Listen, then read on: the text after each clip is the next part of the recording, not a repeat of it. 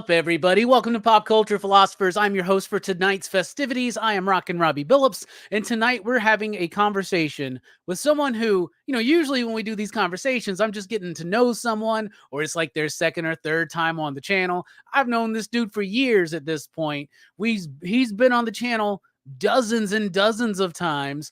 I've been on his show. He's been on my show. We chat, we talk. He's one of my best friends in my personal life. I consider this dude one of my top best friends and homies, part of my inner circle. He is a member of the excitable PCP crew. However, aside from that, he is the host of the second best pop culture related show here on YouTube, the Phable Show and his amazing friends. He started that on IG. He's moved it to YouTube. This dude is a leader. This dude is an innovator, the head of the PCP Army Bad Batch, the general himself. Everybody give a mighty, hearty, warm, and welcoming station, and even a pop, pop, boom for my man, Phable. What is up? Station. Oh, man, that's awesome. Thank you.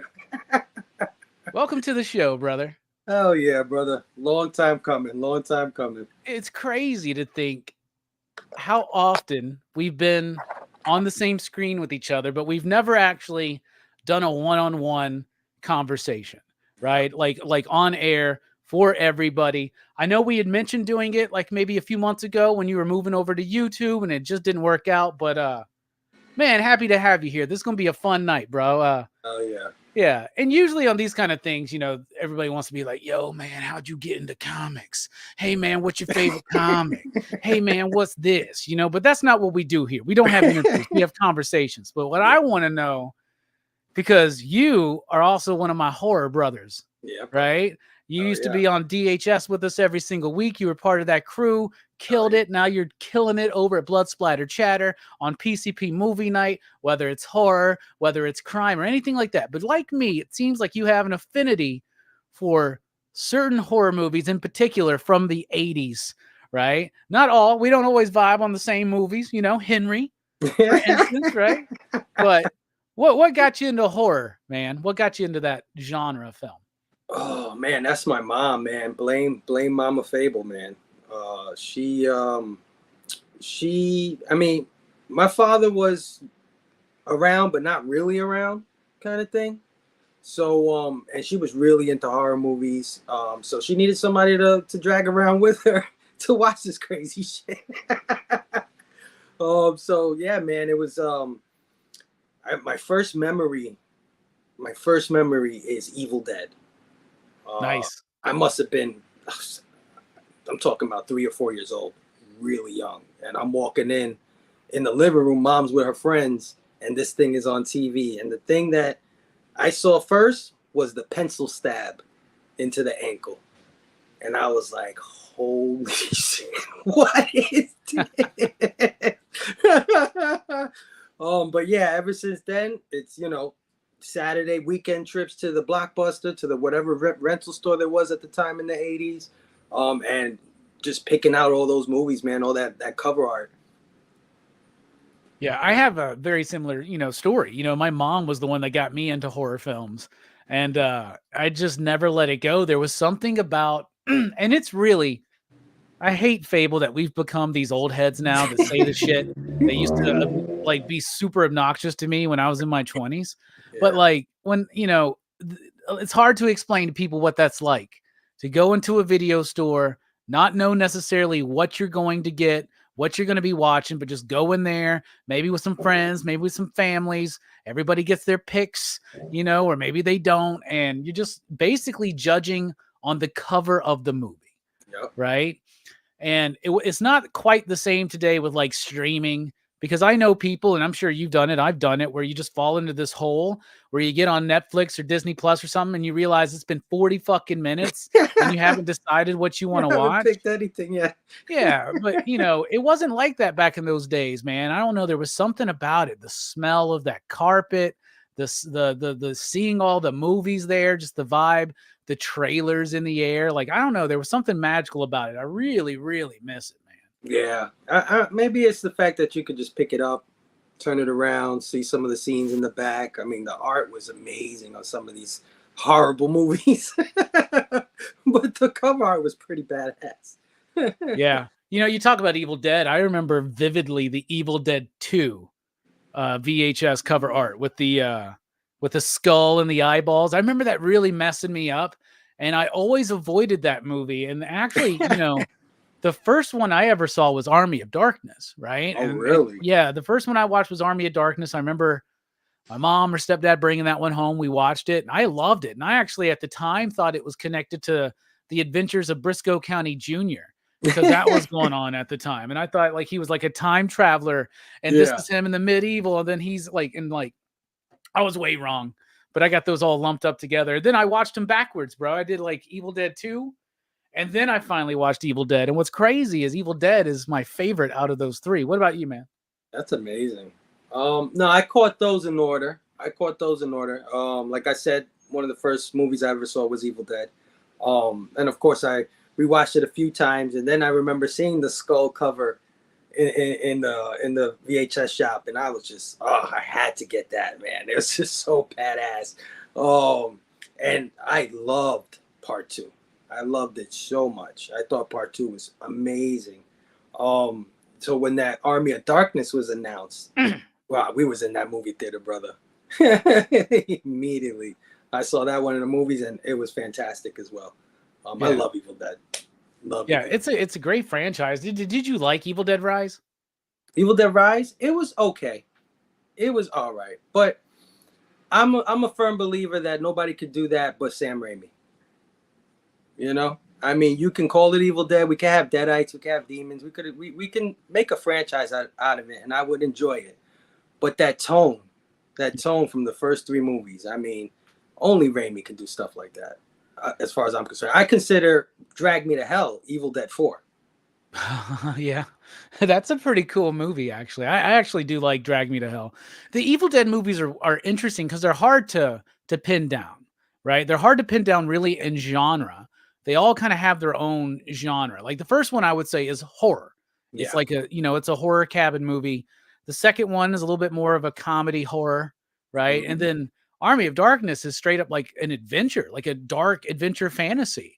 Yeah, It's like a absolutely. completely different vibe in all 3 of those movies. And it's always something I really appreciated about that franchise. And I think you're right with Sam Raimi. You just can't, some people's styles are so much a part of the movies they do, and you can't replicate that. Right? Like there's never been another Sam Raimi. There's never been a director, a filmmaker where I go, that person is Sam Raimi like. And that's a good thing. But it's crazy what's happened in that dude's career because he's making all these like interesting movies. He's working with the Coen brothers. He's doing all this kind of stuff. And then all of a sudden, dude goes Hollywood, bro. They give him Spider-Man out of fucking nowhere. They give Sam Raimi Spider-Man. They would never do some shit like that today. I was so happy when I heard that. Right, but that would be the equivalent, bro. If they were like, "Hey, man, we're doing the Superman movie. We're gonna get Ty West to do it." But you know what I'm saying? Like, what the fuck? Like, they never do something like that today, man. Dude, have you ever gone back and watched Spider-Man 1 recently?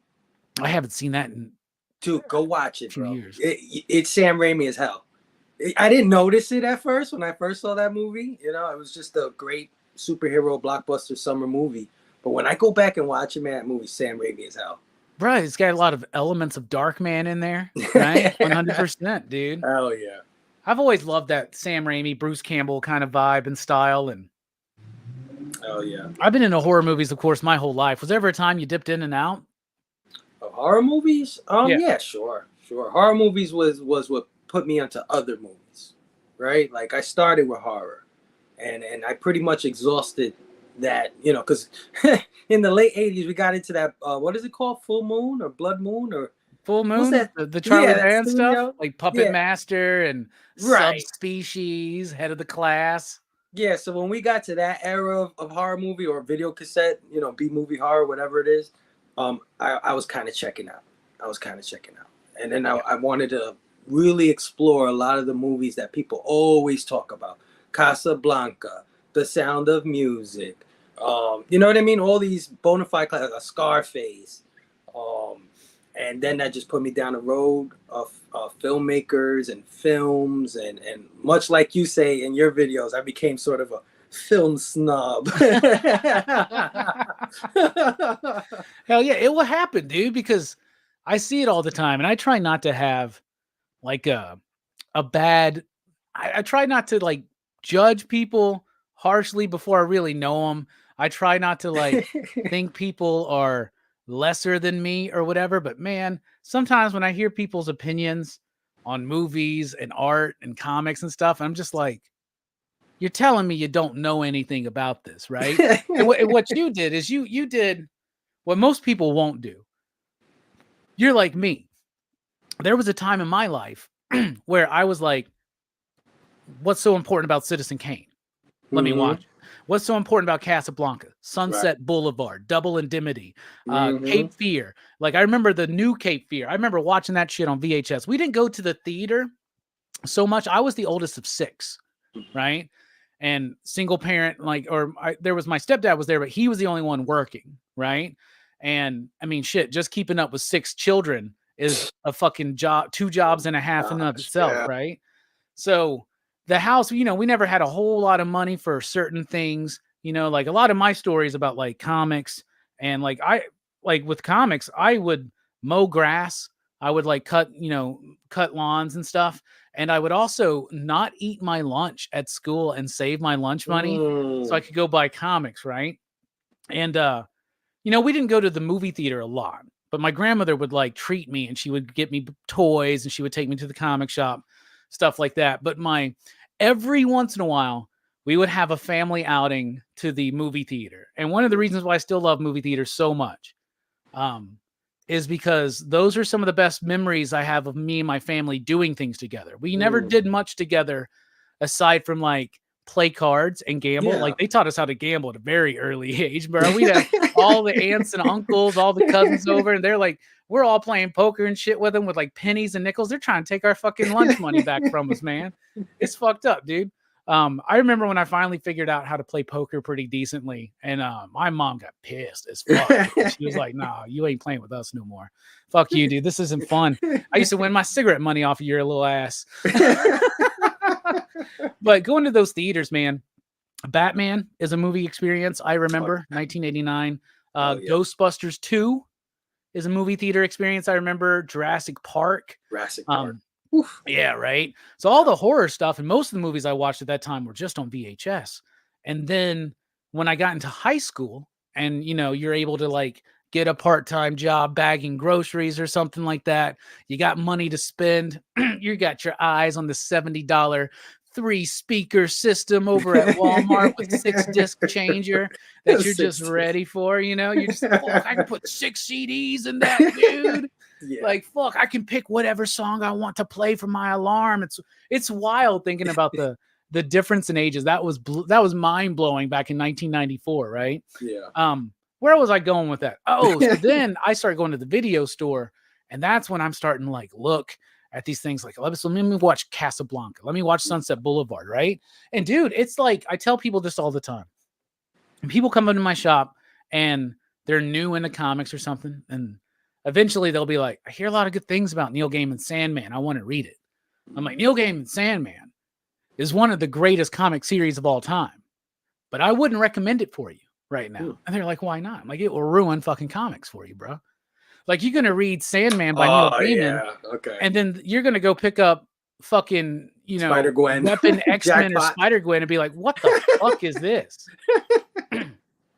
Yeah, absolutely. But most people, like the kids that work with me, a lot of them won't even go back and watch those old movies, man. I don't know why. It's weird. Yeah, I mean, I've ran across a couple of good young people, to be honest with you. Like Dylan is one of them. I mean, I was shocked when I heard how old Dylan was and the amount of horror movies that he's seen up to that point. And I was just like, holy shit. And he's got the same story. He's got a mother who loved them, right? Yeah. Like, yeah.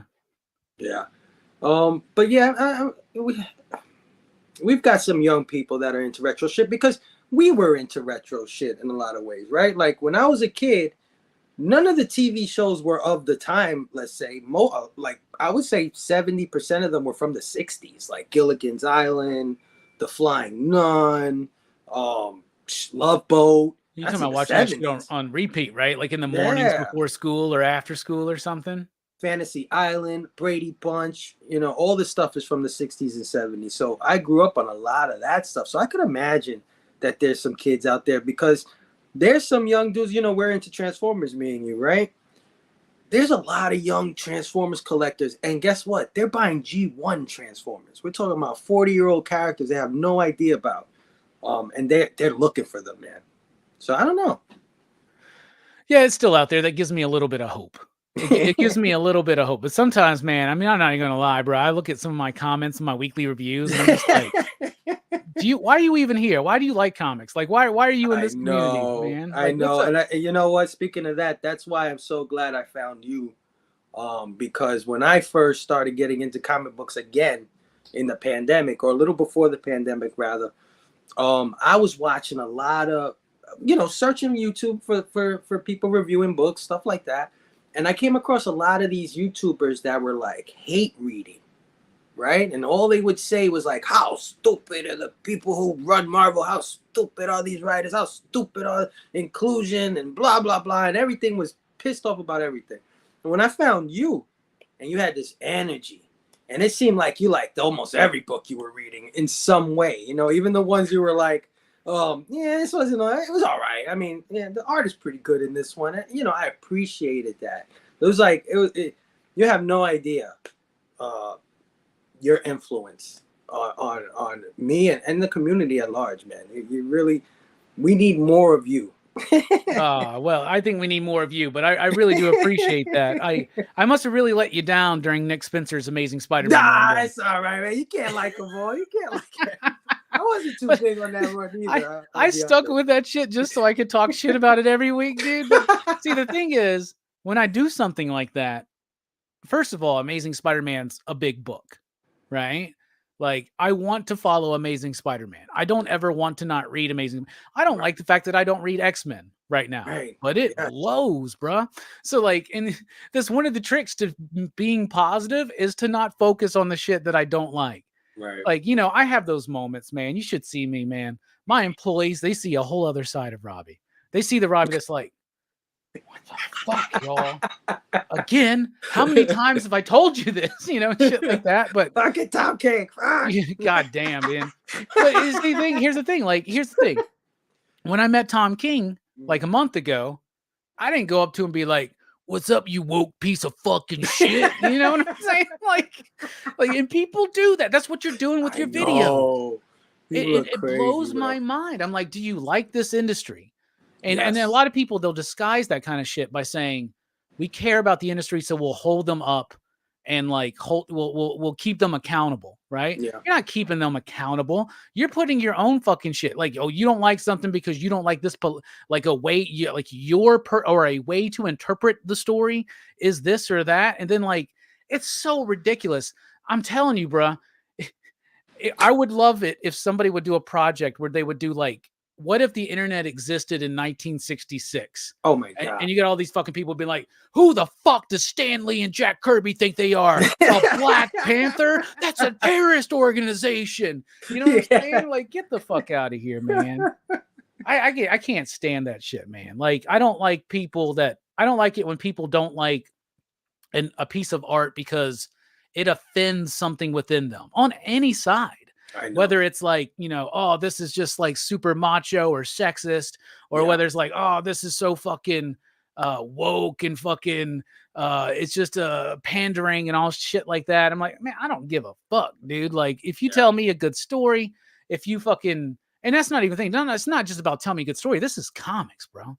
This is about like package it in a way that's exciting. I was just watching Damien's latest video a little bit before we started this stream, and he's like, a lot of the art in this book is just people standing around.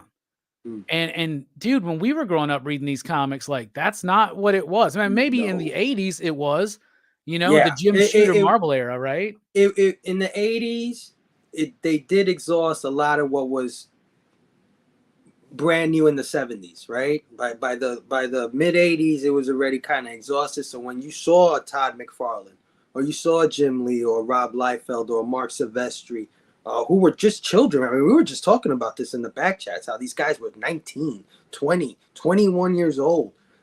A lead artist on The Incredible Hulk, lead artist on ASM. It's just astounding to even think of that. But yeah, those kids brought an energy and a invigoration in the late 80s and the early 90s that to this day I don't think has been surpassed.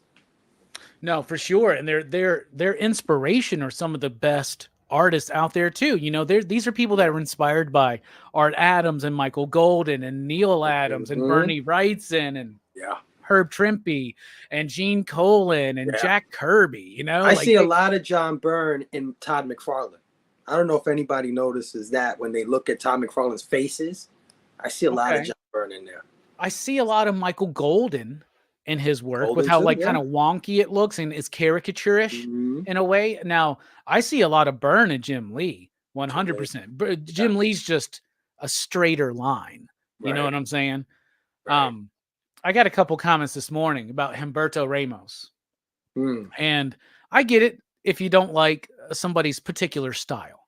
Yeah. This is the conversation I have all the time involving Rob Liefeld, right? When people want to come up to me and they're like, Robbie, you're so fucking wrong. Rob Liefeld is trash. He can't draw feet.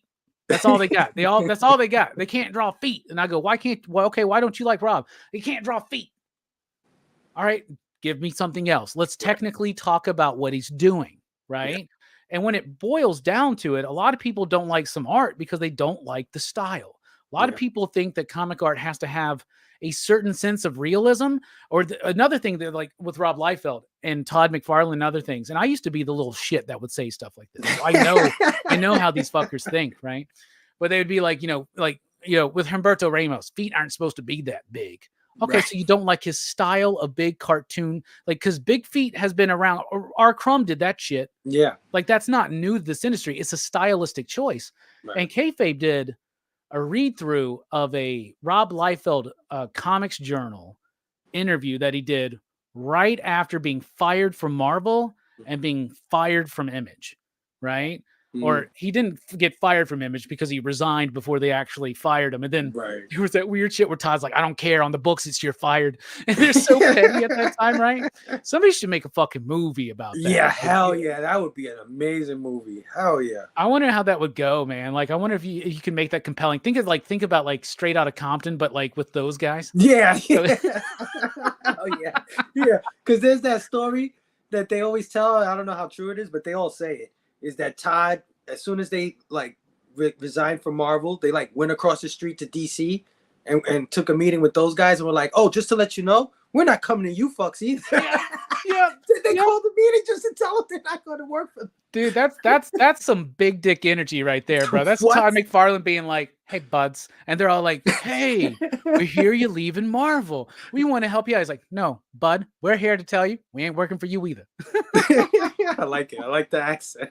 It's good. I try. I wish I could do a really good Todd. My favorite Todd McFarlane impression is actually Rob Liefeld. Yes. His Rob's fucking, and I wish I could do a Rob Liefeld, but he's kind of like, guys, like, it's like, oh my God. It's like so fucking good. It's like, oh, so awesome. It's so like, I fucking love it. The thing is this. I didn't like Rob Liefeld back in the day. And I said those same little things. Oh, he can't draw feet. His ankles are so small, blah, blah, blah. In this interview, which is probably the most humble I have ever seen him publicly be.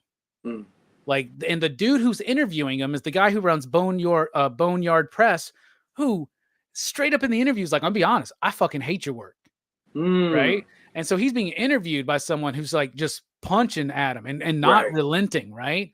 And he's just like, you know what? Let me tell you something. I like drawing big shoulders. I like using lots of lines. I like it being frantic. My work has an energy. I like drawing small ankles. I like drawing, because here's the thing. Does anybody ever talk bullshit about how Mike Mignola doesn't do correct anatomy or does small ankles? No. But how's Hellboy's ankles keep him up? You know what I'm saying? I'm going to be 100% honest with you. I don't know where that came from. I don't know where it started, because I was out of comics when this whole Rob Liefeld can't draw shit started coming out. Because when I was a kid, let me tell you, Rob Liefeld was the biggest artist, bigger than Jim Lee, bigger than Todd McFarlane. That's a fact. Bro, he's in a Spike Lee joint. He's the only comic book artist in a Spike Lee joint. And he was 19. He was a kid.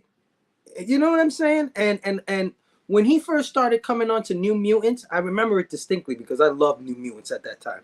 When he started coming on to New Mutants and he started doing those like big furry eyebrows with little squinty tiny little The little white dot, right? Yeah, dot little eyes. I copied that shit all day. I was drawing just like that. I was doing the same thing, big furry so eyebrows. badass, dude. Yeah, so I don't know where that came in, and I can understand the arguments, but he's a rock star to me. I'm sorry. Oh, he is, man. I like to say all the time he's the MC Hammer of comics, right? Because he went from like a small little dude making some waves to making the biggest comic of all time, and X-Force #1 at the time, until he got beat by Jim Lee's X-Men, right? Which needed 5 covers to fucking do that shit. To do it. Rob Liefeld had 1 cover. He makes that all the time. Now there were other cards that has to have some kind of effect. That does. Yeah, it does. But not like those covers did, where everybody wanted to buy those covers up. It's like that's a feat, man. And he does have an energy. Right? It's just so it's just telling me you don't like his style. And that's what he says. He goes, I make comics for kids. The kids love my book. And at the time he was just coming off Captain America. He was like, kids love my Captain America. It sold really well. And it actually did. It's still, I think, the number one. It's still one of the, I don't know if it's the number 1 selling Captain America book of all time, because back in the 40s, they sold a lot of that shit. But I know this for a fact. His Avengers #1 is still the highest selling Avengers book. And we're talking about over a multi-billion-dollar franchise at the box office right now. And he still has the highest selling Avengers comic. Yeah. I'm just saying. Let's not forget that he's the only one of that trio that got his own book. Not Spider-Man, not X-Men, a whole new thing.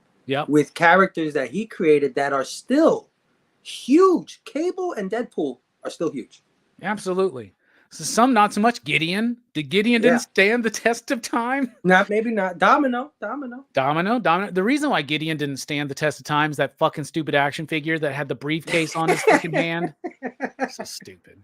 So fucking stupid. Oh yeah, but it just shows me, it's a style thing. So like people don't like Humberto Ramos because of style. Okay, that makes sense. You just don't like his style. Doesn't mean he's a bad artist. No. And that's what's weird to me is the state of comic criticism, especially when so much of it is based on your political interpretation of what their political agenda is. Right. And I'm like, God, I don't know, man. Like it just and that exists. That exists. There's people pushing agendas in comic books, and there's messages being forced down people's throat in certain titles. But Jesus Christ, I mean, how many books come out a week? Read something else. There's just so much you can dive into. I mean, I looked at, I subscribe to Gmart, right? That's been my pull people for the last 3 years. And one day I decided to go down their catalog to see what's available. And I swear to God, there was over 100 publishers in that catalog. Books I've never heard of, never seen the light of, and all these books have variants and things of this nature. There's a lot of comics out there. Yeah, there's a lot. Trust me, as a retailer, it's like it's insane. And everything is so early in its run. Everything is not on a long number. And I get the confusion aspect of it, where people are like, oh, it's daunting to jump into a story that's on issue 869. Maybe, but at the same time, it lets you know that this is something you can jump in on, and it's got a track record. But we've been spoiled. We're a binging society now. Yeah. Do you remember the days when you would start watching a TV show? You had no fucking clue what happened the previous 4 years, but you just started watching it. If you liked it, you followed it. Yeah, absolutely. Sometimes I used to watch the show so out of order. Yeah. Like who's this guy? And then not realizing they replaced the actor 2 seasons later, but not knowing that. So I'm just seeing the new guy playing the same character. Like, who's this guy? Oh, and then you have to do your research later. You find out. Like I Dream of Jeannie was like that. It's love I Dream of Jeannie. And when they switched Dan or whatever his name was, you'd be so confused. This guy? Like, I have no idea what's going on. And, that's why those things were made so self-contained. Yeah. Right? And they didn't really have that episodic developing nature. Like even like Star Trek Next Generation. They very rarely tell an arc over a course of a season. Like DS9 even, you know, DS9 gets lauded for being able to tell this one big story, and it does, because there is a thread that pulls all the way through. But most of those episodes are just, you can watch it. It doesn't matter if you don't know who the characters are or anything, because eventually you just kind of fall into it. And that's what comic books were like for me. So I don't think we need new number ones or anything like that. Like I've never, any book that I've ever collected has always been in the hundreds when I started collecting them. From Spider-Man to X-Men to Incredible Hulk, all the way to Batman and Superman.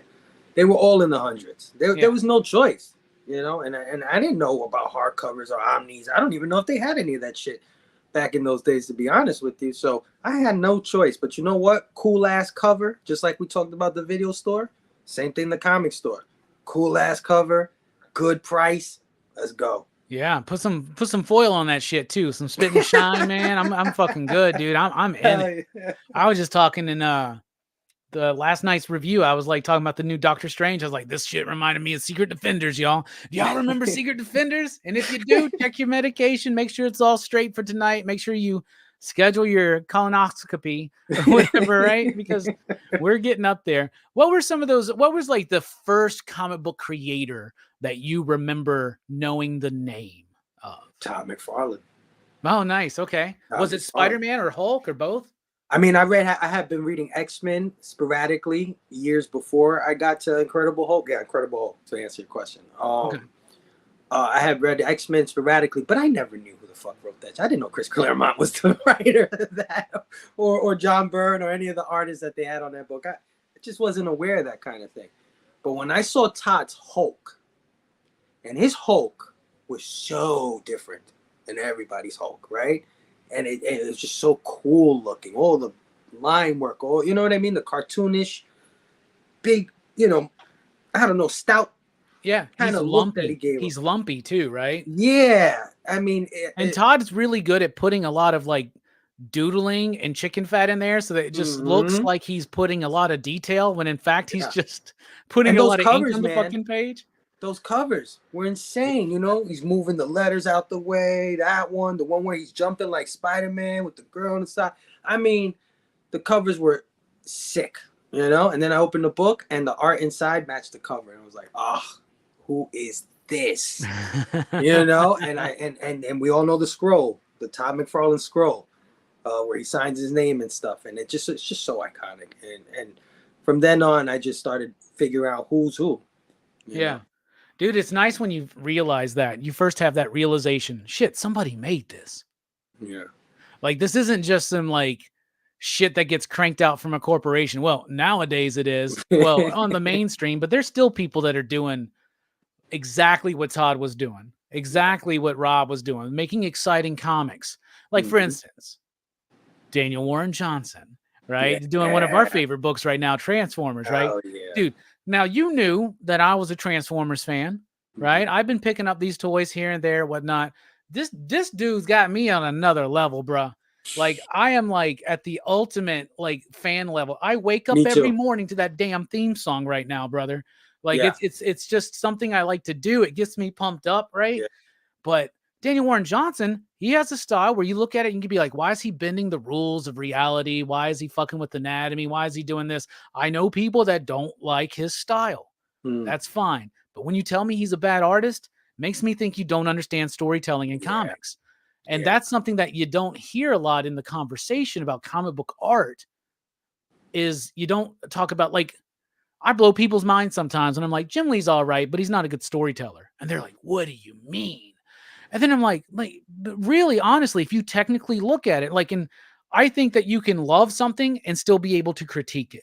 Yeah. Right. I think I'm a huge Jim Lee fan. He was my favorite Image founder, was Jim Lee. Right. And now, you know, I love and respect all of their work so much. You know, even Jim Valentino, who was not a guy I liked back in the day. Jim Valentino. Oh my gosh. I did. Yes. I remember reading Shadowhawk and being like, this is the dumbest fucking thing. Anybody at Image that had the Wolverine fucking mask, I was just like, what the fuck, y'all? Well, his Shadowhawk stuff, I could get, I understand. I could get behind that. But his Guardians of the Galaxy, I loved it. It was like the sleeper title. While everybody was on X-Force and everybody was on Hulk and X-Men, whatever, Amazing Spider-Man, Guardians of the Galaxy was over here in the corner doing its own thing. And it was like, I think it was set 3,000 years into Marvel's future or something like that. And I just love the stories he was telling in that book. His art wasn't the greatest. I agree with you. But I fell in love with it with time. I could never get into it, but I do remember having a couple of issues because I had the issue where Wolverine's daughter's there. Yeah. And it's like the foil Wolverine skeleton cover. And then there was the chromium one with Galactus on it or some shit like that. Those are the only ones I've ever had. In fact, I would love actually to put together a Jim Valentino run on Guardians and go through it. Like now that I got the top down shit, I think that would be a good one to do, man. I think it's worth it for sure. I enjoyed that title a lot, man. So when he came over to Image, I was like, no way, yes, the Guardians guy, yes, what I'm talking about. And then over time, the more I hear about his like indie roots and underground roots that he was, you know, like they brought in Jim Valentino because he was good friends with Rob Liefeld and he knew the publishing side of things. Yes. Like how to be small press, how to self-publish. So he self-published Normal Man, and Marvel. Image finally put out like a Normal Man omnibus. It's like $50 or something with all of his Normal Man stuff. So that's dope. I picked that up, and I'm really excited to check it out because it's even got the Megaton Man crossover. And I remember Megaton Man from back in the day because Don Simpson did Splitting Image. Yeah. Right? So, yeah. I met that dude. He's a curmudgeon, man. He was a lot of people that the old school guys hated fucking Todd McFarlane and Rob. We were just talking about that, dude. I was just saying to the guys in the back, I was like, can you imagine the comic book industry air that you've got these basically children coming in and running shit. Like everybody wants their shit. And all these older guys have been there for years, inking, editing, whatever. They must have been like seething seeing these kids win. Yeah, and Eric's right there, dude. Easy Dick is Valentino's low key the MVP of Image Comics and how they pivoted from superhero comics. 100%. I think isn't he the one that okayed Walking Dead? Yeah, and he brought a bunch of other like independent voices in there, and like, dude, they all have their part with Image, right? They all do, and like Todd obviously is a big deal. Rob was a big deal. Jim, of course, was a huge deal, and that's just a very interesting story, like the rise and fall of Image, and then that it did find a new identity, and it's because of Valentino took a lot of shots on some indie stuff, and then Kirkman, Walking Dead eventually became a super huge hit, and it wasn't for a long time. It took a while for that book to really pick up its momentum. It was the TV show, obviously, that really set it over that edge, and now he's a partner and just as important as any of those original founders to the success. And doing a fantastic job. That Skybound imprint, I love everything they come out with. He finally figured it out. He had to get some help though, right? Because he ends Walking Dead when it's like literally the most popular fucking it's ever been, and he just ends it suddenly.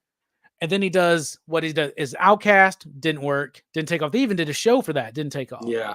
Oblivion Song didn't really work for him. Even Firepower, which I think is one of his best written things. Me too. Just didn't work out, right? Yeah. But dude, then he called up Hasbro, and it's ridiculous. Did you know that Daniel Warren Johnson's cover A of Transformers #1 right now is going for like $70 to $80? No, didn't they print that like 100,000 times? They did, but that first print though is just like the Ultimate Spider-Man thing, right? Oh, like, dude, when we're in an era right now where more than 100,000 people wanted it. Yeah. 300,000 wanted it. I ordered so heavy on Transformers #1 after doing the video conference call with him. Of course. I was like convinced, dude, what I should have ordered of Transformers based on my previous numbers, I went so far above, dude.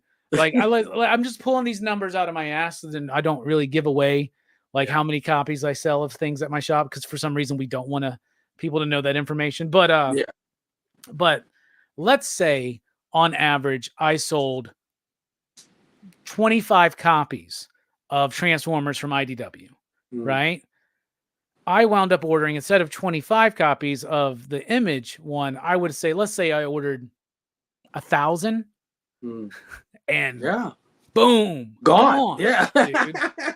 Like, what the fuck? Believe it, brother. I believe. Listen, the fans are always there. That's why these IPs have lasted over 30 years or a few decades. The fans are there. We just want the good shit. You know, we don't want the bad shit. Keep Madam Web. Give me Spider-Man 2 on PlayStation 5. You know what I'm saying? Like, nobody saw that movie, but everybody bought that fucking video game. The fans are there. The Transformers, like you said, the IDW. IDW been running Transformers for years, and yeah, it had a fan base. There's definitely a group of Transformers fans that love the IDW universe of stuff. But there's a lot of people who also, you know, it's too much, or it's too weird, or it's too out there, whatever. It's too different. Yeah. And when Daniel Warren came back to G1, the base, the heart, we all came out, man. We all came out for it. And it was similar enough to what we remembered, but also different enough. And that's why it's reminding me of Jim Lee's X-Men #1 right now. Yeah. It really, really is. And I know most of the hype has been on the Ultimate books, but you've already started to see that change this week. Yeah. And I knew this shit was going to happen. I said this shit. I said this shit on your show. I said, Ultimate X-Men's the first one to hit FOC after all of it. Yeah. So there will be plenty of it. Yep. And it's Peach Momoko. So already there's a lot of, man, you know how like Rob Liefeld is a triggering name for a lot of people? So is Peach Momoko. Like, I'll tell you what, it's like that vegan joke. How do you know in the room if someone doesn't like Peach Momoko? They'll fucking tell you. Yeah. They will straight up be like, I don't like Peach Momoko style. And like, okay, that's fine, bro. Like, why is that the conversation? Let's talk about what you do like, right? Dude, and that's what we always try to do it, you know. I put a post of a Peach Momoko cover and I tagged one of my Instagram friends and he hit me up in the back chat and was like, I don't like Peach Momoko. He's like, don't tag me in that shit, bro. Yeah, don't tag me in that shit. I swear to God, you do this again, it's done. I'm gonna fucking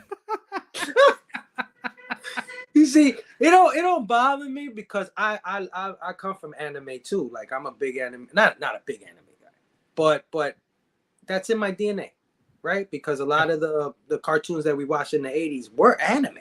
They were animated in Asia, like, you know what I mean? So I have an affinity for that style. So, you know, not everything that Peach Momoko does is awesome, but I like that anime tinge sometimes if it's done right. Oh yeah, I really like her horror stuff, bro. Yes. Like, if you look at her early work, like over in Japan, it's so cool. And then I remember really kind of coming around on her because, you know, here's the thing, and power to her. She does all those Marvel covers. She does these covers. Sometimes you look at them and you're like, oh my God, that's beautiful. Yeah. That is fucking a gorgeous composition. I'm thinking right now in particular of a Vampirella cover she did, where there's like this like circle design behind her and blood dripping and all this stuff. And then there are covers she does where it's just like, oh, so that's just a wonky ass Scarlet Witch.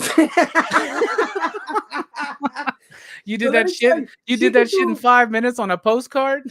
When she feels like it, she can draw as good as anybody. Because I don't know if you saw her Predator cover. Did you see her Predator cover for the first Predator? Yeah. That doesn't even look like her. It looks like any traditional comic book artist did it, and it was a peach cover. I always amazed by that cover. Yeah, I did you get a chance to check out Ultimate X-Men yet? I know it just dropped. No, man. I went to the store and the guy was like, "Oh, they did it again to me. They undershipped or they didn't give me my order." And I'm like, "What is going on with this freaking Ultimate book that every goddamn week there's some sort of shortage, nobody's getting his shit is falling off the truck. What's going on?" Brother, I've been a comic book retailer for over 20 years. Let me tell you something. That motherfucker's lying to you. He didn't order enough. He's sold out. He's sold out. Fuck. Dude, I do that all the time. I'm gonna tell you, I've made some of the dumbest mistakes. The one time we get a random issue, it's one of the Dan Mora issues of Shazam, right? We get them in, and I'm like, what the fuck? Why we got like 70 covers of cover B and we ain't got a single cover A? I was like, this is some bullshit. Lunar done fucked me. I go on there and I look at my initial order and I'm like, oh no, I fucked up. And so when people came in the shop, they're like, hey man, where's Shazam cover A? I'd be like, fucking Lunar shorted us, man. They're always fucking with me. Jesus Christ. I'm not even kidding. I told Bueller that years ago. I was like, this is the secret, bro. About half the time when someone says Diamond done fucked us, they're lying. They're lying. Damn. So next time he tells me that shit, I'm gonna be like, you lying to me. You fucking lying to me. Hell yeah, man. That's what goes on. Well, they already announced a second printing of that. There's a fourth printing of Ultimate Spider-Man coming out because the third came out today. I think it's already gone. I Yeah. tried to order more. Like, I finally, with the third print, filled my want list for people that just wanted issue number 1 to read. Yeah. And that's astounding because I The thought same thing is happening with Twilight too, man. Oh yeah, Avengers Twilight, bro. I way fucking underestimated that book, bro. Me too. Oh, Me dude. too. Wasn't that didn't? Okay, I don't know. And if Marvel was, doesn't help themselves. I'm sorry. Go ahead. Then I'll. No, I was gonna say I don't want to put it on you because I don't know if you told me this, but I heard that was a shelved book that he wrote a year ago or something like that. Is that right? Well, I didn't hear that. I don't know. Oh, okay. I don't know that, but I'll tell you this because didn't he sign an exclusive with DC? Or maybe I'm wrong. I think so. Well, at least he's not at Marvel. He's not doing anything. Yeah, this is the only after he left Daredevil. I thought but maybe there wasn't an exclusive contract in there. But no, like and Marvel's not helping themselves because, for instance, so comic shops have to order their books initially like 2 months ahead of time, right? Yeah. Sometimes 3, sometimes even more. They're starting to even solicit things like way ahead of time sometimes. But we all have FOC, and FOC is the final order cutoff. You hear that term a lot in this community. It's a very important term to know if you're a comic book reader and collector. And if you want a book, FOC is the last absolute day to tell your shop, I want this book, and they have a chance to go and adjust their orders, right? I never miss an FOC. I live and breathe with FOC. Like every day I'm keeping up with my orders. I'm keeping up with my numbers. It's the biggest part of my job, right? Managing staff, but also just paying attention to what comics I'm selling. Because I got people that can do that with my games. I got people that can do that with the toys. I got people that can do that with the imported anime products. I got all this stuff that I don't know shit about, but I know comics. And I love my system that we have at the shop where I can just clearly tell you, this is how many subscribers picked it up. This is how many I sold off the shelf. This is how many variants I fucking sold. This is how many of this artist. I know what artist. I know when I'm like, fuck it. Why did this random issue of She-Hulk fucking go up? Well, there was a fucking J. Scott Campbell cover. And so I even have those notes aside. So like I know, and I can always remember, like, not try to get fooled because they don't help you out. Right. So FOC sometimes, I had to order Avengers Twilight number 2 and 3 before number 1 dropped. No way. I had to finalize my orders on number 2 and number 3 before number 1 dropped. Oh shit! When I saw what happened, when I saw what happened with number 1, I was like, "Fuck!" I go in and up my orders. Couldn't do it. So I had significantly less because the trend is this, and the trend goes industry wide. Yeah. Whatever you sell of a number 1. Half that's what you're going to sell of issue number 2. Right. Take a third of that's what you're going to sell of issue 3. 4 and 5 and 6 start to stabilize. Right. And when you start seeing an uptick, that's when you know something's up. Something Killing the Children did that. Something's Killing the Children now has done this. By the way, like people are done with that one. Yeah, they are. Dude, I was just looking at my wall today. I was like, fuck, I'm about to sell out of Transformers number 5. Wow. I was like, number 5? Yeah, dude. I never sell out number 5 because I've been ordering steady, like on Transformers, even pumping up orders on certain issues. I went heavier on issue 4 because I knew it was going to be the Megatron revelation. Yeah. And you got people who come back too, man. Like not everybody can make it that first day, so they'll come in on a Saturday or the following Tuesday or something. That's why I don't want to sell out the day. Yeah, I want to be able, because that is something I learned. Like when I'm doing my FOC, say on a Monday for a book that issue 1 just dropped on Wednesday, and I go, oh, I sold this many, but then 2 weeks later, I've sold out. And that's kind of what happened with Avengers Twilight, and it kind of caught a lot of people off guard. But it's off guard. It's cool because it's all story driven. I know, that's what's so cool, and it's so weird, right? Like people have been giving Marvel shit for years, and rightfully so, right? They've come out with some stinkers. They've definitely cash grabbed a lot in the last few years. Left sour taste in a lot of people's mouths with that shit. But at the same time, damn, you get this Ultimate shit. You get this Twilight. They did improve the paper quality. I don't know if anybody noticed. They did do that. But yeah, man, it just, you can never count them out. You can never count them out. DC, by the way, keeps getting worse paper quality on most of their normal books. I was reading a Poison Ivy this week, and I was like, and I'm in Alabama, bro.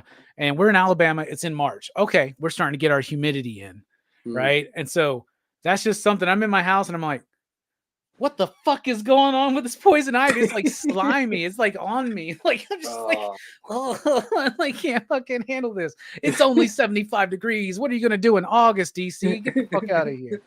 You know, you never have to worry about those paper qualities on a lot of image products. Now, some of them are done very cheaply because Image is interesting because it's a publisher, but it's more of a distributor. Yeah. Really, right? Yeah. Like they don't produce comics. Right. The creators produce the comics. Image just decides if they want to release them under their brand. Right. All right. And Image is, to me, the powerhouse of the industry right now. It's the driving force. It's where people who build their name at Marvel and DC eventually jump into. Because I've had conversations with a lot of creators, like drunkenly at certain bars, at like after certain cons and shit. And I've been told this multiple times from multiple people. The only way to really make money in this business right now is to have an Image Comics #1 that sells 100,000 copies. You do that, damn, you got some money. You got a check, right? Yeah. And it just, here's the thing.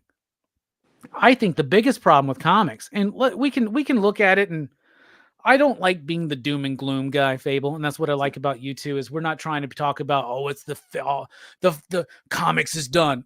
We lived through some darkest times. We lived through the darkest times, man. I read comics straight through the late '90s into the 2000s. Like, I saw this shit at the worst of the worst. Yeah, right.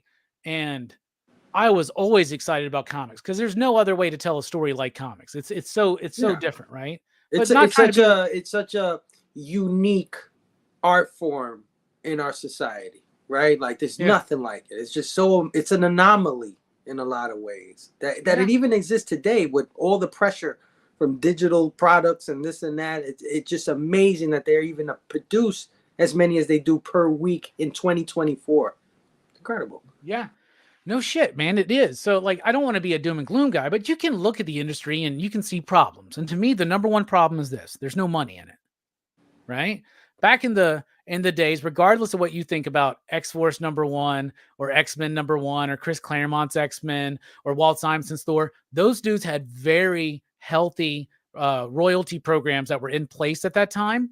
They had a stake in that.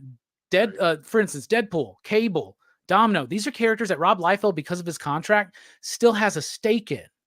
Right? Neil Gaiman. DC can't do shit with Sandman if he says no. Right. It's just part of the deal that he made. And the deal he made was very, very simple. He's like, if you fuck with this shit, I'll never write for you again. Yeah, right. You know? And that was this is what happened.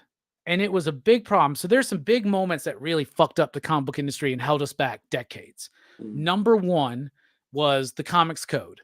During all that bullshit in the 50s where they closed out EC Comics. EC, yeah. Think about for decades now, comics weren't able to push envelopes. Right. Comics are on the ground floor of pushing envelopes. Yeah. Some of the underground comics from the 70s and 80s are way more gnarly than the fucking films that you would see. You know what I'm saying? If you can imagine it and draw it, it's there. It's on a page. Like, think about Faust. Faust came out in like the 80s. And I was going to say, the 80s indie scene?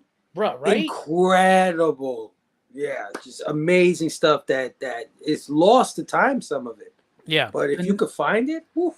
The next big downfall was the rise of Image, which was a good thing, but it caused so many people. There is still some old head motherfuckers at DC and Marvel both who are still so resentful over the betrayal, in their opinion, of the Image guys, you know?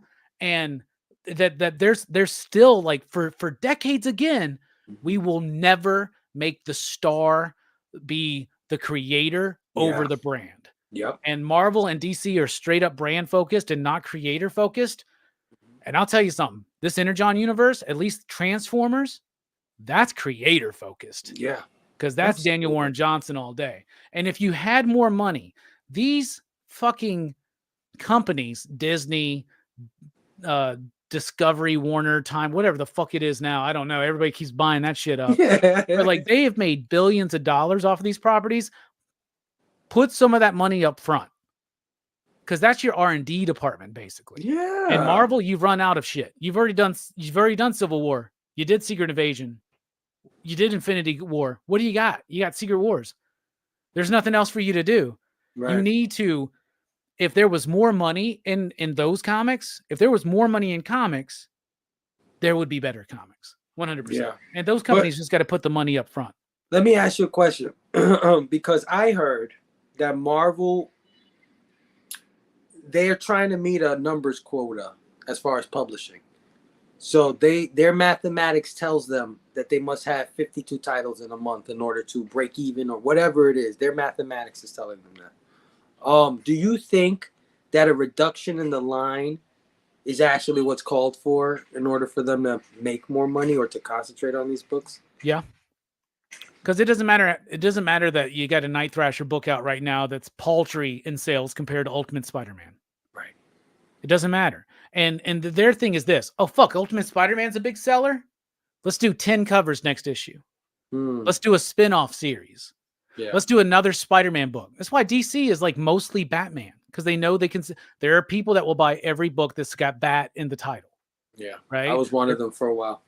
Yeah, and you just eventually we break out of that, right? And then there's the reboots and all that shit, and that is an issue too because every jumping on point is a jumping off point. Yeah. Like how many times have you been like, "Fuck, I'm kind of done with this title, but I've been collecting it for 250 issues. Yeah, I'm done." Yeah. But if there's a reboot, you're like, "Okay, cool, I'll jump off." Yeah, cool. I got my complete collection. I've done it already a few times. Yeah, you got to play with it. What do you think? Like, what are you seeing in the comic industry right now that's exciting you or worrying you or anything like that? Or where do you think we need to head? Well, the number one worry for me is variants. I think there's too many of them. I think that they're devalued instantly. It's almost like buying a car fresh off the lot. As soon as you get off the lot, they're devalued. Because you guys have to fight for shelf space, right? And doesn't that make your job 1,000 times harder when you got to figure out which artist now, which one is the one's going to pop for your demographic, for your, people that live in your town? Yeah. Everybody's into freaking Danny Warren Johnson. Okay, so we got to make sure we get the Danny Warren Johnson variant of this book. You know, and it's not guaranteed. So, yeah, it's just taking up shelf space. It's just devaluing a lot of the books. That's probably my number one concern because I'm a variant head. You know that. I mean, that's how I got my name, the Blame Phable. You know what I mean? I used to show these covers that were just like amazing and shit. But dude, they get me sometimes, man. That James Stokoe Transformers 5 variant where I know Reflector, dude. Like, come on. But yeah, man, I think there's just too many. But then again, I don't know because at the same time, I believe in variety. I believe in spicing things up. But I just think they're just oversaturated. It's just too much. Can you remember the incentive variant for your favorite comic book 10 issues ago? No. Exactly. And think about this, dude. There's a revolution happening. I'm seeing it happen at my shop. And the thing is, each comic shop, especially a bigger shop, and not to toot our own horns or whatever, but we're a bigger shop. Yeah. Compared to we're not Midtown. We're not Mile High, right? But we're a bigger shop than we're a bigger shop, than a lot of other shops. There's some shops, they're just super tiny. It's basically somebody's fucking living room. When I moved to West Virginia for a while to record the Basement Show album Phable, and I had took forever to find a comic shop, and I found one, and it was like I pulled up to a house. I was like, I'm so confused. I walked in, it's just some chick in a house, this is the comic shop. DC's in that room, Marvel's in that room. They're all just stacked up in piles on the table, and I'm just like, what the fuck is this? Yeah. Yeah. I thought my shop was a mess. You just at this point just gave up. You're like, fuck it. There's no way to keep this shit in order. Fuck all that. I mean, there's people who just like you said, they convert their house into a storage facility basically and run mail order from their crib and create a company like that. Yeah. Whatever comics and yeah. So most comic shops can be like a microcosm of the entire industry, right? And so the trends in one shop kind of, go they're the trends of the entire industry. And I, in the last 2 years, keep getting this request over and over. I want cover A's on every book that I subscribe to. Yeah.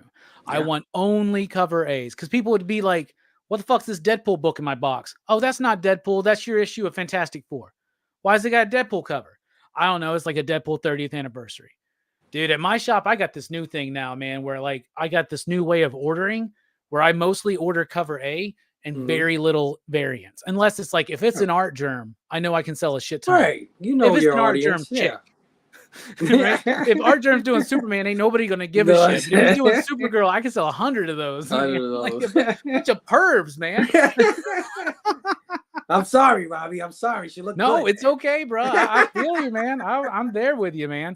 You know me, brother. I like the invisible maniac. I think that's why me and you do this, because we have the same kind of thing going on. But I am a cover A guy for the most part, and most people are doing that. And I think that people are recognizing that and understanding that. When I started, so I have to preface by saying this: I'm an art guy, right? You know how you say, "Oh, what do you like, the story more or the art more?" Right? I would say I'm a 60-40, right? On art mostly, right? I can deal with a badly written book if it's beautiful, if it's drop dead gorgeous. I still want to own it because it's so gorgeous. You know what I mean? So variants naturally are my thing, right? Because it's just all this great art. I love it. I go crazy for it. But one rule that I always had for myself was, don't ever get a variant for a book you don't get cover A for. So anything I ever bought a variant for, I did buy the cover A for it as well. Because in my experience in the last 3 years or 4 years, if you ever want to get rid of this shit, cover A is guaranteed. It might be less than the incentive variant. It might not sell as as expensive as a cover B or C or whatever, but people will always look for the A. Always. So I think A is just always worth having. Yeah, you're seeing it right now with Ultimate Spider-Man. Yeah.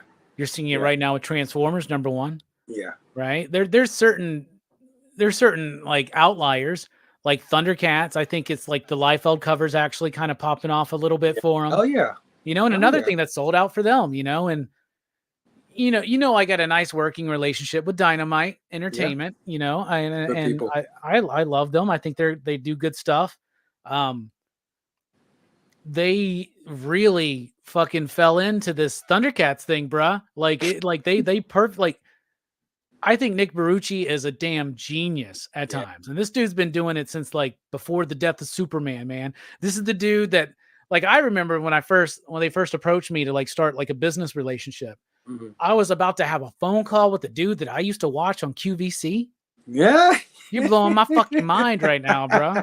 Yeah. Like you're fucking you're like, you're crazy. And then the more I learn, especially working with Dynamite and working with other publishers, and the more relationships I build with creators, the more you realize how shitty this fucking industry is, right? Like as far as like just page rates and all that shit. Like, if you want good comics, you got to pay for it, bro. Yeah. Like, that's what you got to do, man. And I wish those corporations would put more money in, but now I don't know. There is something changing in the wind right now. Okay. So with the Ultimate books, with the Energons, with Conan, yes, Conan books, we're bringing older readers back into the shops. Yeah, because it's what we were saying earlier, man. The fans are there. They didn't go anywhere. They're just waiting for the right shit to hit. And when it does, they'll come out. Because like you just said, Conan was at Marvel. And everybody was like, oh, Conan, Marvel lost Conan. Oh, that's so stupid. They should have kept Conan. Well, you know what? Maybe not, because these people really give a shit about Conan. And you can tell by those first 5 issues of Conan. Oh, my gosh.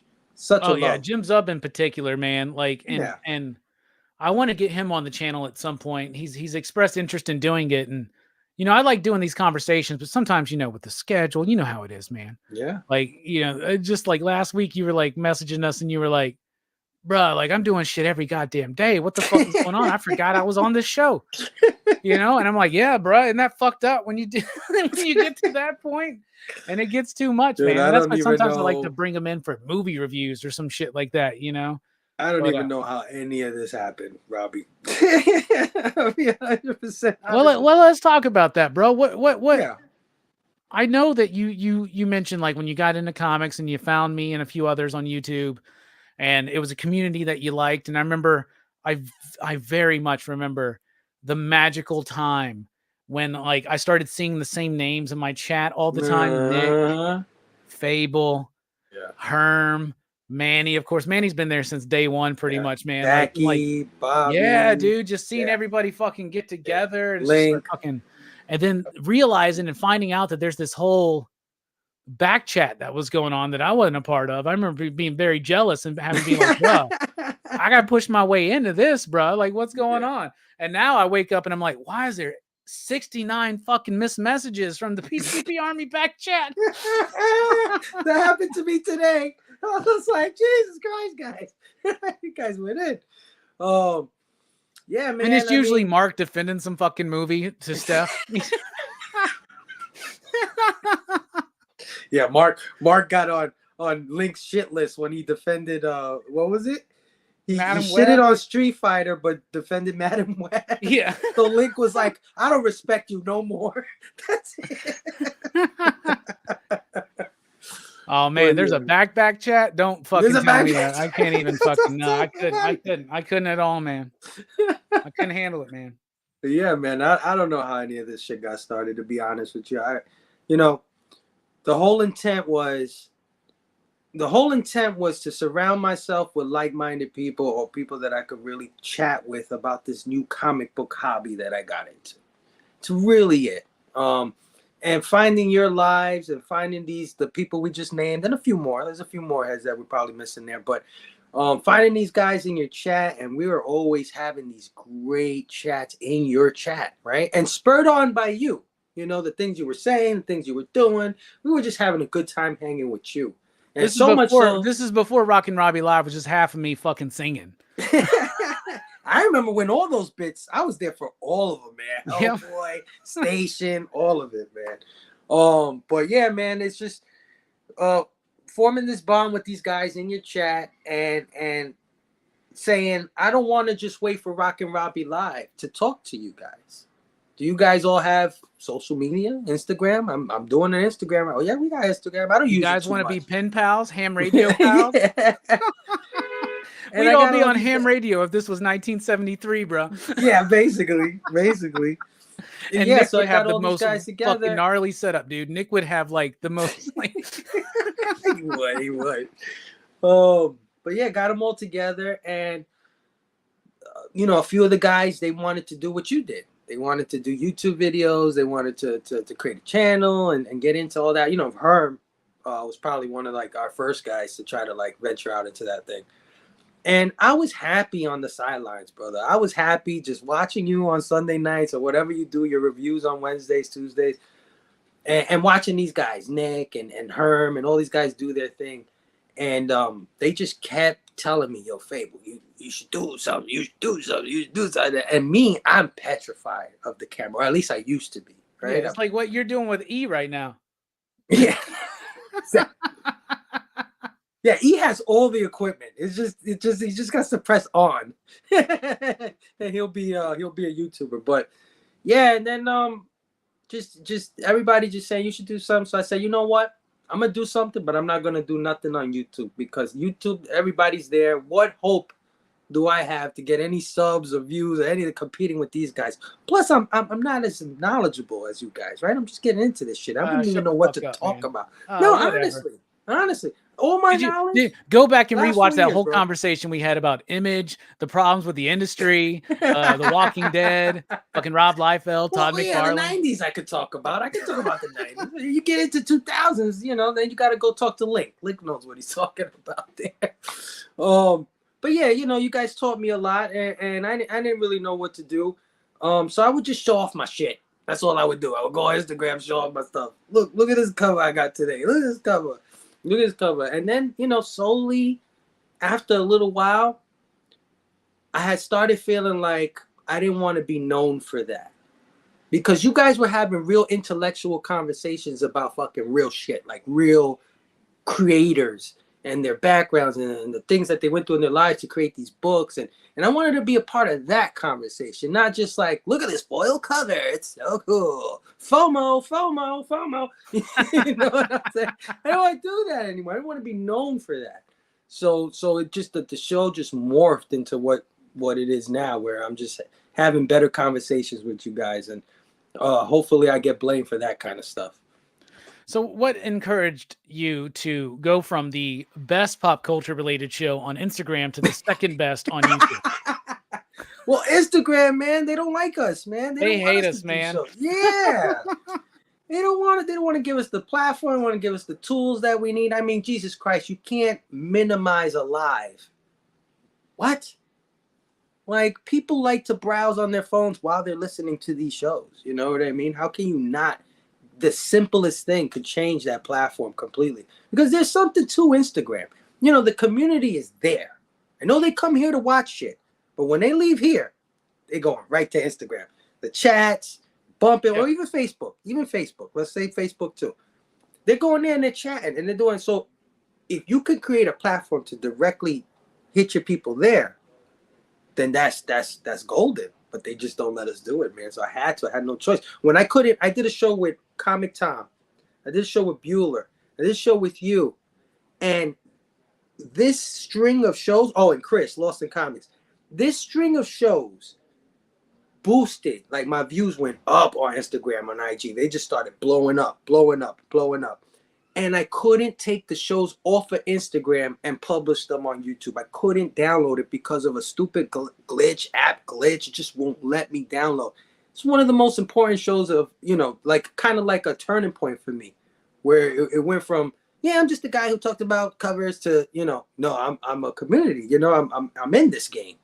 And I couldn't share it on YouTube. It pissed me off so much. Yeah.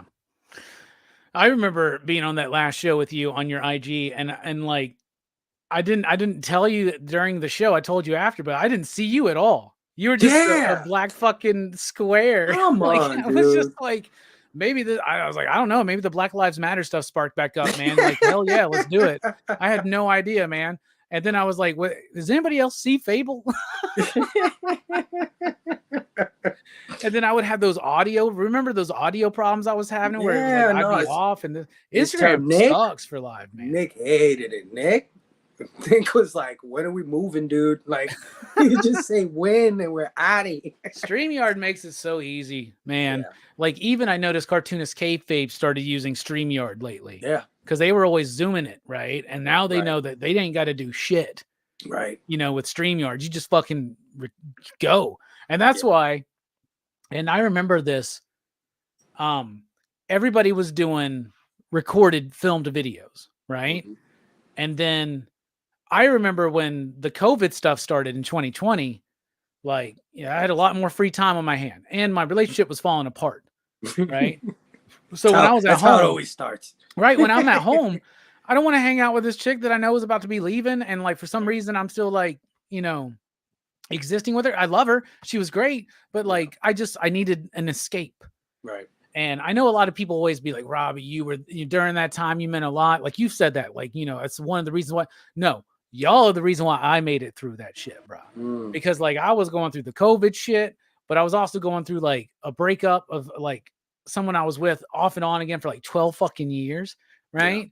Yeah. And I was just streaming every fucking night. Then I started to notice everybody else streaming, and the dude, it's easy. It's easy for the lazy side of all of us to be like, well, instead of actually thinking about a topic, thinking about a video, putting it together, because you know me, I'm lazy as fuck. I ain't editing shit, dude. I ain't editing shit. Let's just go live on YouTube and just talk. But it started this community where now us YouTubers are a part of the people in the chat. Now the people in the chat are YouTubers. Mm-hmm. And now it's just this beautiful thing. And it's this wonderful, we call us a community, and that's a good way to put it. And there's a lot of aspects to that community, but it's an environment that we have all intentionally created. And through conversations with Joe Casey recently, right, I realized that what we're doing here on YouTube is we're fulfilling that niche that Wizard used to fill for us back in the 90s. Yep. Right? Where do you go for your comic book reviews? Where do you go for your comic book creator interviews? Where do you go to hear about new upcoming books? Yep. Where do you go to hear about the top 10 lists? Where do you go? You go on YouTube right now, man. Yep. Comics YouTube's the big deal. And some people have latched on. That's another part of the genius of Nick Barucci from Dynamite. Is he realized that very early on. and he started trying to snatch up YouTube personalities. I mean, there's a lot of people that do work with him, not just me. Bueller works for him. In fact, when we were at MegaCon, I kept fucking around with Bueller. Every time I'd refer to Dynamite, I would refer to him as Bueller's employer. And it was just bothering the shit out of him. I could tell. He's like, I'm self-employed, Robbie. I was like, I don't know. But they work with Omar over at Near Mint. They worked with Jim Mint back in the past. They got a relationship with Comic Tom, Pressable Defects, a whole lot of people out there in the community. Yeah. No, you guys definitely forged a front that a lot of people are now trying to dive into. You know what I mean? And you know, good luck to everybody. I hope they make it. I hope they get the subs they need. I hope they can quit their jobs to do this stuff. Well, one thing you don't do if you want to be a full-time YouTuber, don't do what I did and somehow have your day job tied intrinsically into your fucking YouTube career. Yeah, but you know what? That's what gives you your edge. You know what I mean? That on both fronts, on the comic book review front and the comic store managing front, you're actually reading the product and you're gauging the people, and you have your own taste. So you can take all of those experiences and do a bang up job at the comic shop, which I know you do. You're the man over there. And over here on YouTube, man, every Tuesday night, we're all waiting, man. Let me ask you a question. How does that feel on Tuesday night when you upload that video? And it goes the ding, ding, ding, ding, ding, and it just, because I see 300 in like 10 seconds. Yeah, I don't have YouTube notifications on my phone. And so what I'll normally do is I release the video, right? Once it's finally done, I hit the publish button and it's done processing, because you know it can be a bitch sometimes to deal with that. But I'll hit the button and I go, and I'm usually like watching a movie or something, right? And I'm like, Tuesday nights is usually after my review is usually when I'm watching the movie that we're going to cover on PCP movie night, right? Like last night I watched The Host, right? Which is fucking not what I thought it would be. It's going to be an interesting conversation. The movie is interesting. But I usually don't even check it till after, but it feels good. I'll tell you, the first time when it really cracked me out was, I think it may have been, it wasn't the first time, because in the early days I would release them on Wednesday.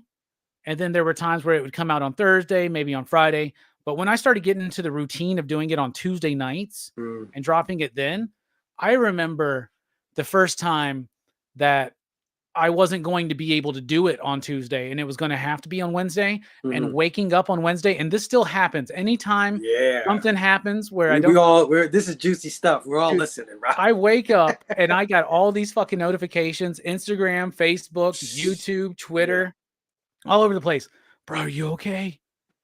Bro, are you okay? Like, are you safe? Is everything good? Are you good? Are you healthy? Is everything okay?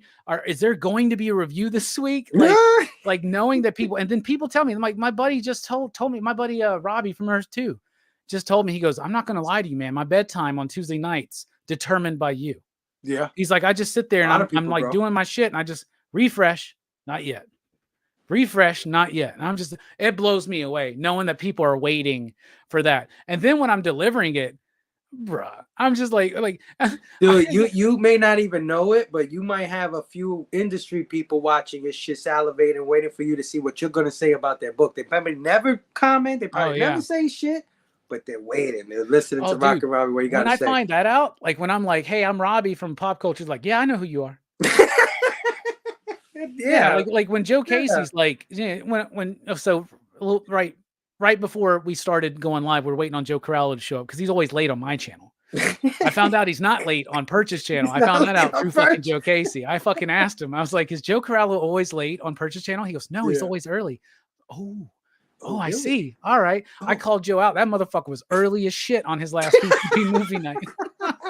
But no, Joe Casey had been wanting to get on the show for a while, and like I kind of like was nervous to do it, but at the same time I was kind of overdoing it. Last year I spent a lot of time rebuilding relationships and personal life stuff.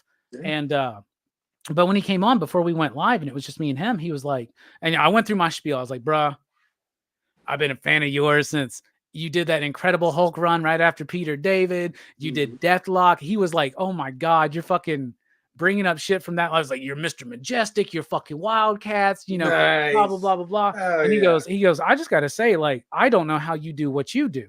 He's like, to read that many comics, keep it all in your head, to deliver that shit. Like, I don't understand. And it's just how I am. No, It's I just know. what I do. Know. It's so just like you say, yeah, it's just so natural to you. But all of us, we are in constant awe about it. I mean, I say it constantly. That blows my mind, Phable, because like last night I'm literally talking about, I don't even remember what book it was, and I'm just like, yeah, it's just I mean, I don't know, I liked it. Like I even like fumbled myself. But even when you fumble, you're still entertaining when you're fumbling. But for the most part, I sit there gobsmacked. I mean, I tell the fellas all the time, I don't know how this guy does a 3-hour show by himself. I can't. I mean, after 5 minutes, I'm gonna look at the screen like, oh wait, so yeah, what do you guys want to talk about? You keep it going, man. You keep it going. And the same thing with your reviews. There's no pause. It's like, oh, next up we got this one. Next up we got this one. And me and the fellas just sit there and we're just amazed. Like, this guy has a talent, man. This is a gift. What a talent. I'm just glad I live in the age where I can exploit it. If you were a rapper, like, but you were on like Jay-Z's level of rap, man, you would be the fucking greatest rapper of all. Whoa, wait a second. How do you know I'm not on the Jay-Z level? Maybe I just get. Nah, Jay-Z never writes that shit down, allegedly. Man, I can't do that. I gotta write my shit down. It takes me a while to remember my shit. Then I remember it for life. Here's the time of the channel or the show where, bruh, you're part of the crew, right? You're part of the homies. In fact, I got an announcement when we get back from this, but I'll just say this. Dude, PCP's yours for the next few minutes, man. It's yours. Do with it what you will. So yeah, man. I want to thank everybody in the chat for coming out tonight. I saw all of you guys. I saw all of your comments, man. You guys are amazing. Just want to let you know that, you know, I do this really to hang out with all of you guys. I have no motivation as far as like, you know, getting 1,000 subs, getting monetized, and all that's cool. I have no knock on none of that. But I just want you guys to know that this is all from a place of love with me, you know, and it's there because of people like Robbie, because of the PCP Army Badass, those fellas, and the young lady that I hang out with all the time. I mean, and the people on Instagram. You guys have become my family for real. Like, I speak to a lot of you more than uncles, aunts, cousins. It's just incredible.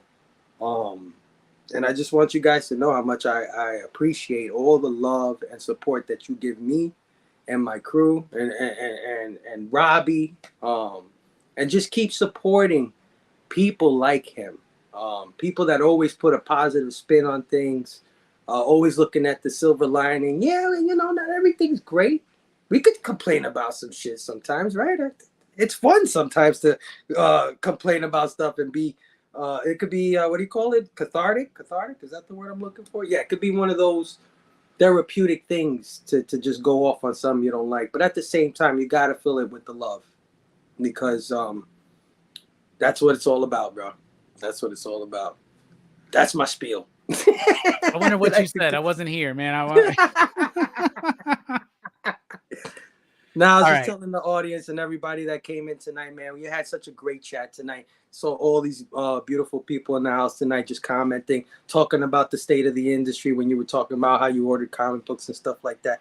Yeah. So many passionate, beautiful people we have in this community. And that's my motivation, is to unite as many people as we possibly can in this hobby. Because when I was a kid, not only was it not popular, or it was not the cool thing to do, right? But it was something I had to hide in a lot of ways, right? Because I grew up in a real tough neighborhood. I don't like to get into none of that shit, but there's a lot of crazy shit going on where I lived. And if you weren't tough, you know what I'm saying? You were lunch. Let's just put it like that, you know? So I always hid that fact, and I don't I regret it in a lot of ways. I should have just been myself. Should have just been stronger. But that's okay, because that's what I'm doing now. I'm standing up, and I'm letting everybody know. I don't care where you're from. I don't care who you worship. I don't care who you sleep with. I don't care what color you are. I don't care what fucking longitude, latitude, place of the planet you were born in. We all love this shit, man. Let's talk about it. Hell yeah, man. I wanted to celebrate you being here for a one-on-one conversation with an announcement, right? An exclusive announcement that hasn't been announced publicly. You know about this. Mm-hmm. Some other people know about this, but other people don't. But for PCP Movie Night, when March Madness wraps up, we got a great lineup for April, and then we go into our Crew's Choice section of the year, where the members of the Excitable PCP crew get to choose a movie. Unfortunately, because the membership has grown, not every crew member gets a pick, right? Some people will get a pick every year. People that have been down there since day one, like Jelani and Brooks, for instance, right? And Manny keeps getting a pick, but he's about to lose it, bro. One more page master from that motherfucker, and it's over, man. Okay. But this year, for Crew's Choice, we're doing Crew's Choice, as in C-R-U-I-S-E, Tom Cruise. Nice. So now, let's go. This year, for June and May, it will be pictures that are, that's such an old school way to fucking say it. These pictures, these talking pictures from, chosen by the crew, but they're all Tom Cruise movies, or Tom Cruise is in them. We got a great lineup coming up. But you don't know this, Phable, but you got one of those things. Yeah. So you got to think of a Tom Cruise movie you want to pick, and you let me know. It's going to be in June. You got it already? Do you want to announce it? No, let me mull over it, because there's two now that I just thought. Hell yeah. But I'm very excited to have you join us for Crew's Choice, man. And you've been... you're a brother to me, man. I love you so much, dude. I really fucking do. I love having you on the show. I know sometimes you're like, damn, I don't want to be greedy and pick everybody always does that. They're like, I don't want to be greedy. Because, for y'all out there in the chat may not know, like when we're setting up the movie reviews, like I know what we're doing for the whole year. Yeah. But these dudes only know a few months at a time, because I'm that guy that's like hold shit back, right? Like I already know what Horror Fest is, brother. I may even shared it. I shared it with some people. I don't know if I shared it with you, but I already got my Horror Fest list. Bro, my Horror Fest list is the shit. Yeah. Dude, it's good. You'll send it. I'll send it to you. But what was I saying? Oh, so I always send out the list to people, and then everybody's so fucking courteous to each other, except for Joe Corallo. Joe Corallo goes, I want this one, this one, this one, this one, and this one. And I'm like, all right, you're good. And he's always the first to respond, right? Mm-hmm. And then sometimes you got people like Hammer Time Holshoe who doesn't respond till days later. I'm like, I'm sorry, bro, they're already filled up. And then I got people like you and Verno. They're like, well, I don't want to steal them from other people. Well, bro. Every time I know that you're on one, man, you got to be, bro. Thank you, brother. Well, to be honest, I don't really care if those guys get it or not. Screw you guys, okay? I'm picking. It's really my wife that determines how many of these things I want. Oh, I feel you there, man. It can wear down on you, man. It really can too. Outside of that, I know a lot of people, this is something I deal with, bro. And don't ever let anybody try to throw this shit at you, man. What? Where they're like, oh, what? Because all the time I'll be like, I gotta leave early because I gotta go work. And they're like, oh, you just gotta sit in front of your camera and fucking bullshit. And I'm like, bro, this is... Yeah, no. It takes a lot out of you. It's not super easy. There's some good picks from people out there, by the way, that have not been chosen by other members of the Excitable. I cannot wait. Dude, I'll go ahead and let y'all know what my pick is. My pick is Days of Thunder. Oh, nice. No, that's a good one, dude. Hell yeah. I haven't seen that shit since I was a kid. Mike went out and found me 3 of the fucking cars.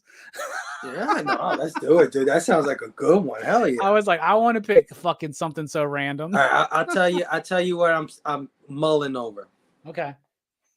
Either Interview with a Vampire. Already picked. Great. Perfect. So then my pick, if it hasn't been picked already, Minority Report. Perfect. That's perfect, man. Go. Tom Cruise's Tropic Thunder has been picked as well, Bobby. I'm not going to tell you who, but it's easy to pick. We've already done Edge of Tomorrow 62. Definitely check that out. It's actually one of our most reviewed or most watched ones, Last Samurai. Yeah, I like that movie. I don't care how problematic it is. I like it. The story of Pocahontas is problematic then, man. I mean, every story's got problematic elements, man. Legend has been picked too. Legend's great. I love it. Well, it's not great, but I love it. In fact, Legend, the director's cut in particular, has been picked. Yeah. Mm-hmm. That's definitely one you got to do. Phable. You ever seen a ghost or UFO? What do you think about that shit? I've never seen a ghost. I've never seen a UFO. I would love to see a UFO. I would not love to see a ghost.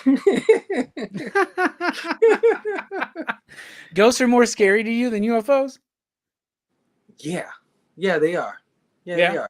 Yeah, because, I mean, aliens, whatever they can be, they're still physical things. Like ghosts, I mean, shit, man. They could be all kinds of apparitions. I don't know. I'm good. I've seen enough horror movies, Robbie. Okay. What, dude? Have you seen Fire in the Sky? Oh my gosh, dude! Yes. That movie fucking terrified me. Yes. Dude, that movie is the scariest alien abduction movie I think ever. It probably has to be. Jesus. Well, damn, Bearded, I'll send you the list when we get the Cruise Choice list going, man. You got to pick one, man. Come hang out, Bearded. Hell yeah. There's some good ones. There's like 6-7 weeks of Tom Cruise fucking movies, man. It's something else, man. I mean, I don't know where. I mean, I get it. Whatever. Scientology, crazy couch jumping, whatever. Dude, the man has a filmography, man. Let's not. You know what I mean? Yeah. I don't know. Oh, dude, Link, you ain't kidding. Vanilla Sky. Vanilla Sky was my initial pick, but then everybody was picking these good movies, and I was like, you know what? I want to pick something fucking ridiculous. Now, here's my favorite pick is Brooks's pick, because Brooks goes, fucking Tom Cruise. Tom Cruise. I don't fucking give a shit. And so he was like, what movies are either? So we started listening to some movies, and he's just like, I've never seen that one. Let's pick that one. So he picked Risky Business because he's never seen it. Okay. Yeah. But that's a good one. I think he might like Risky Business, though. He might. I think he might like that one. I love it when Brooks gets surprised by a movie, right? Yeah. He might actually be surprised. Brooks personally thought it was a waste of Cruise Choice for the year. But it was an idea that me and Holshu came up with at Scarefest, where Holshu was like, wouldn't it be funny if it was like, you told everybody it was Cruise Choice, but it's actually Tom Cruise Choice? Yeah. And I was like, we're fucking doing it, bro. I know. My wife is one of those too. She's one of those. You say Tom Cruise, she's like, really? Oh, dude, Tom Cruise is the actor. I say it all the time. It's the actor we love to hate and hate to love here on PCP, because Scientology is bullshit. And dude, we could have a whole stream on Scientology, but then we'd be harassed by those motherfuckers for the rest of our lives. You know what I'm saying? Because they don't fucking play. Right? I don't got my shades on today, so I know, me neither, man. Next Dog Shades night on Easter, get ready for it, y'all. That's what we're doing. We're gonna break it fucking down. What I want to know this, because here lately I've been back on my UFO kick, and because they keep putting out more information. Yeah, they keep putting out like these videos. The government, these whistleblowers are coming out, and dude, I thought my entire life, being a fan of Close Encounters of the Third Kind, being a fan of the X-Files, I thought that the moment of disclosure would be this grand moment in human history. First of all, most people just kind of ignore it. Yeah. And second of all, who's disclosing this shit? The dude from Blink 182 and the government? I don't believe it. It's so crazy. I don't know what to fucking think. What's your take on the current levels of disclosure we've had over the last few years? I think it's cool.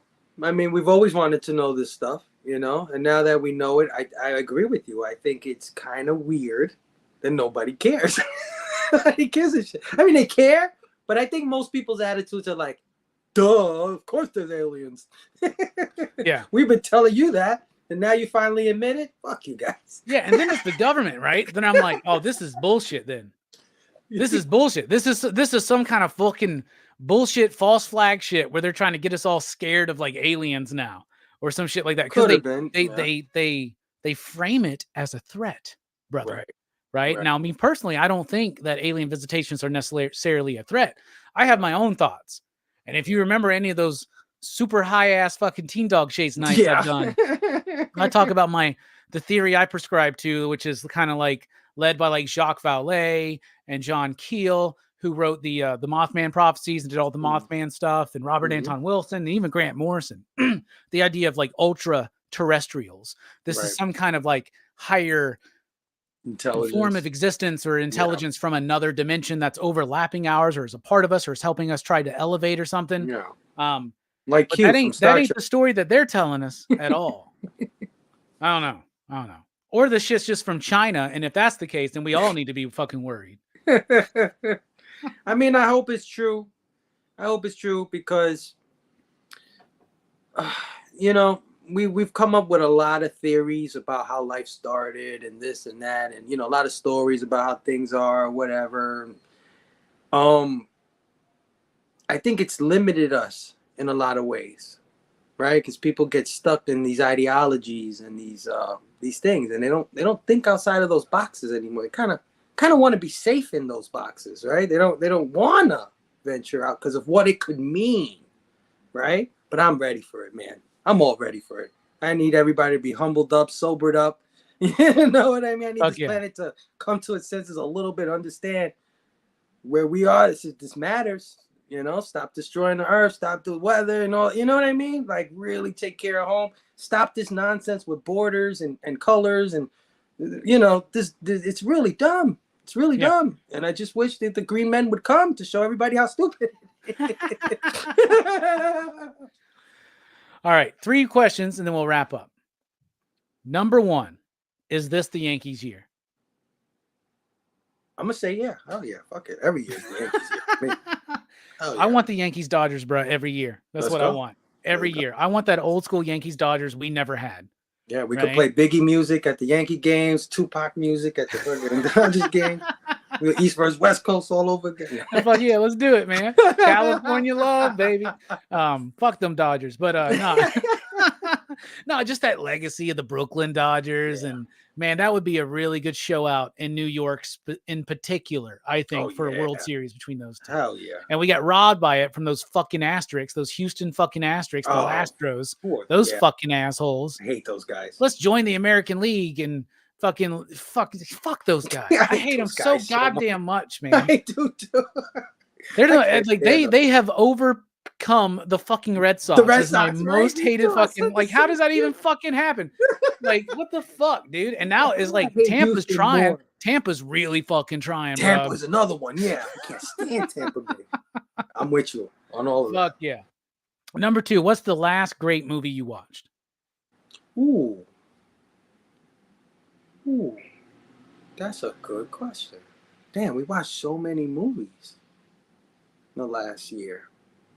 You know, one that's continuously stuck with me since I've seen it is the one with Rutger Hauer.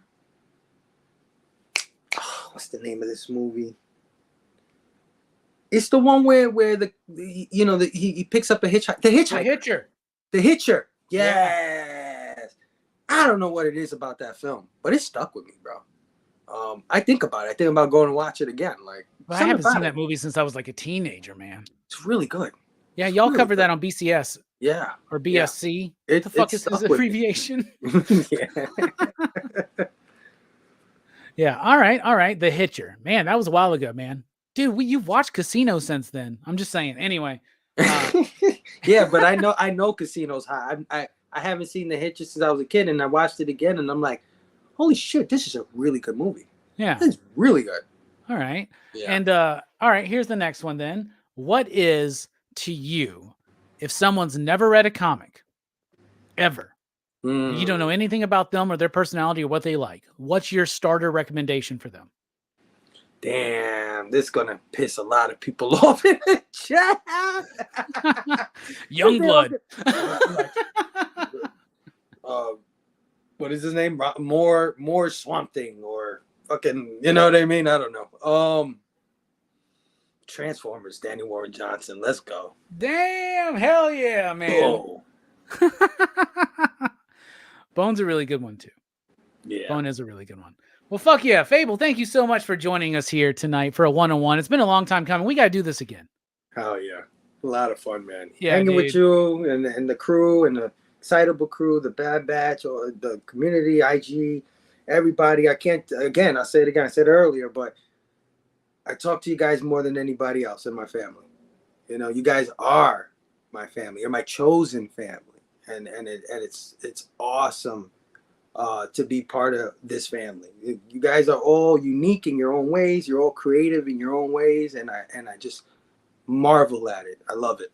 What is being a part of this community? How has it affected your life? Like It's the actual changed it practical, real completely. change. Oh, completely. It's changed it completely. Top to bottom. I mean, like I told you, before this, there was nobody I can really speak to about nerd culture, pop culture, the nerdy movies we love, the cartoons, the toys, the comics, everything that comes with it. There's nobody I could talk to. And now I have so many people I can talk to, you know, and I do. And I do. I take full advantage of it. I talk to everybody and I meet new people every day, new IG people. This little show has got me a whole bunch of people that, man, you know, there's people looking out for me, and it's crazy. I never, you know, I was so invisible before, and now it's like, hey, Phable, you know, let's hang. I want to hang on your show or whatever. And I'm like, oh, really? You want to hang with me? Damn, that's awesome. You know, it's sick. Hell yeah. Well, I admire you so much, bro. You are a fantastic leader, and that's what you are, man. You're a leader amongst men, is what you are, dude. You straight up took the reins of the PCP Army, right? And you coalesced like a cool circle of people that have affected my life in a positive way. And can you ever, I mean, just think about a time where, you know, like you're into something, but you don't necessarily, it's rare when you get to interact with somebody that you say, like, for instance, like to me, when you're first watching me, I'm some dude on YouTube. You don't know me. You don't know my personal life. To you, I'm just somebody on YouTube. Right. With the accessibility of being able to reach out and chat, you know, that's one of my favorite things. That's why CBC Awards this year, they got Best Community Hangout. Yeah. I know that you're going to be pushing for Blame Phable. I know, but man, Rockin Robbie Live, bro. Yeah, you know why? And the thing is that brother. is the chat that makes that fucking show. I thought for a while, I was like, let me do all these bits. Let me have like an animation for first five. Let me do a top five. Let me do Marvel in the fucking 90s, all that kind of shit, right? Now, what makes that show so special is me talking to y'all. And it spawns real friendships and real life changes. That show is absolutely top of the heap, you know, in line for that kind of award. If anybody wanted to nominate me for something, I would probably go for community builder, just because I love the community so much, and I do so much to try to link people together. You know, throw your sets up Saturday, Figgy Friday. These are things that I created so that everybody could show up, but I really created so that people could link up, right? Like, you know what I'm saying? It's like, oh shit, you like My Little Ponies? I like that shit too. Dude, I love those things, man. I made an effort these last few weeks. I was like, I want to do Figgy Friday. I want to do Throw Your Sets Up Saturday. I seen it, man. I appreciate that. You guys don't know, man, that warms me up all the time. Every time I see you guys interact, and to shout out to the IG comic book community, man. You guys have taken those tags and you ran with it, man. I get beat to the punch, Robbie. There was a time where I was the one beating everybody to the punch. Figgy Friday, whatever, Throw Your Sets Up Saturday, I would set the tone. Not anymore. I wake up on Saturday, I already got 5 of them up already. Somebody's like, Phable, where you at? Where you at? Fuck yeah, dude. Fuck yeah. But dude, you are a leader because of the shit like that. But also, we're not going into details. There has been drama, believe it or not, in the background of the YouTube community. There's always drama going on, mostly not involving us. But whenever it does involve us, you have been the most stand-up fucking righteous person out there, to the point where I even go, well, let's see what Phable has to fucking say. Do you know what I'm saying? You know, because I feel like a veteran sometimes in these kind of situations where I'm like, well, here's my fucking 2 cents. Blah, blah, blah, blah. And usually my 2 cents is this. You're a fuck stick. You're a fuck stick. And you're making this all a fucking fuck stick. you know. but you are so nuanced, and that when I see you fucking basically be like, you will never talk to me like that again. Don't tell nobody that. That's the sign they don't want to see. They don't want to see that. That's when you're like, fuck, I disappointed Phable. What am I gonna do with myself? Hey, listen, man. Patience is absolutely a virtue. I have been an impatient man most of my life. I couldn't wait for this. I couldn't wait for that. I did a lot of things earlier that I shouldn't have done and things like that. But what I've noticed is patience is what pays off. You know, not everybody's going to get you at first, and you're not going to get everybody else at first too. You're going to be like, that guy's fucking weird. And they're going to be like, that guy talks too much or some shit like that. But guess what, man? If you have a little bit of patience, you'll find the good in everybody. And guess what? You'll probably be best friends with that same guy you were saying, I hated that guy a year ago. What's that song? What's that song? It's like, all we need is just some patience, right? Dude, it's for sure, man. Yeah, and something that I've learned in the pandemic, because the pandemic turned my life completely upside down. You know what I mean? Before the pandemic, I was a workaholic. You know, if you weren't about $1, it didn't make any sense to me. I didn't want to be around you. I didn't want to know you. You know what I'm saying? If you're not a hustler, that kind of thing. You were grinding, man. Yeah. And when the pandemic happened and all my money was taken away and the job just threw me away like I was another piece of shit on the assembly line, I realized that all that shit is bullshit. And the only thing that matters is your friends, your family, the memories you create with them and stuff like that. Screw the money. Screw the whatever out there. Man, there's always time for that shit. This is what's important. Fuck yeah, dude. Community building, relationships, fucking, and it's changed my life. It's changed your life. All of our lives. Like, I mean, I see people in the chat right now. Their lives have been changed, man. Not even lying, bro. Like, yeah, it's a big fucking deal. It really is to meet a community that's into the same shit you're into. Yeah. Whether you like something or don't, but to have those conversations. Yeah. And this is one of the best. Let me just say that, because I've been in several other kind of community, like video game community, this and that. Nothing comes even close to the comic book community, Robbie. Yeah. Nothing. And I know it gets a bad reputation, right? Because there's so many people out there that are like, oh, this and this and this. And it's like, you can think about the EVSs, you can think about the Thinking Criticals, you can do all that. What was that channel? I used to get compared to them all the time. They stopped doing weekly comic book reviews. Comic Elite or some shit like that. Elite? They would like rip up comics and shit. Oh, I don't know. Yeah, that's the kind which, by the way, I used to do that at my shop, bro. Really? Yeah. Oh, dude, I used to. It was a bit I did in the early 2000s. That's surprising. Think about this. No, I helped everybody out because I would get, at the time, I really hated Spawn. Right? You did not rip Spawn. I would order an extra copy of Spawn at my shop, and I would rip it up in front of everybody on New Comic Book Day. And these are the issues that are worth a lot of money right now. But you remember on the channel, I told y'all one day, I was like, all right, let me tell you what I'm talking about my paradigm shift, where I can I want to train myself to be able to change an opinion or change an aspect of my life. And I was like, let's start with something trivial. Let me tomorrow all of a sudden be a Spawn fan.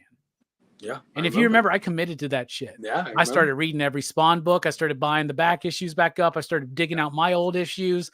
I started fucking buying toys and all that shit. And what do I say? Becoming a Spawn fan changed my life, because letting go of any hate that you have frees you up for love for so much other things, man. Yeah.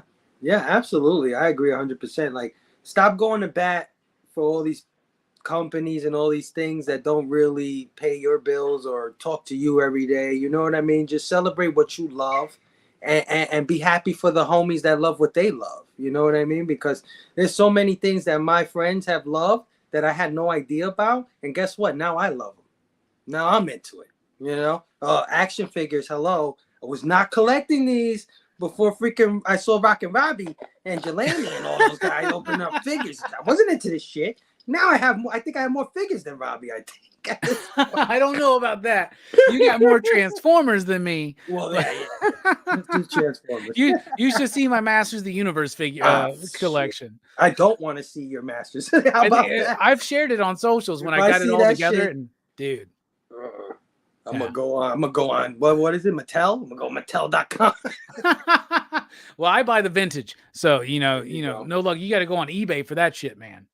Oh yeah. The only modern figures I collect are NECA and Transformers, because I like the modern Transformers, because it's hard to find Transformers from back in the day that are complete, that look nice with all their weapons, that aren't loose and all shit like that, right? So yeah, no, this is the best time to be a Transformers fan is right now. Yeah, I agree, man. We just need some good movies. Yeah. But I would accept Transformers 1.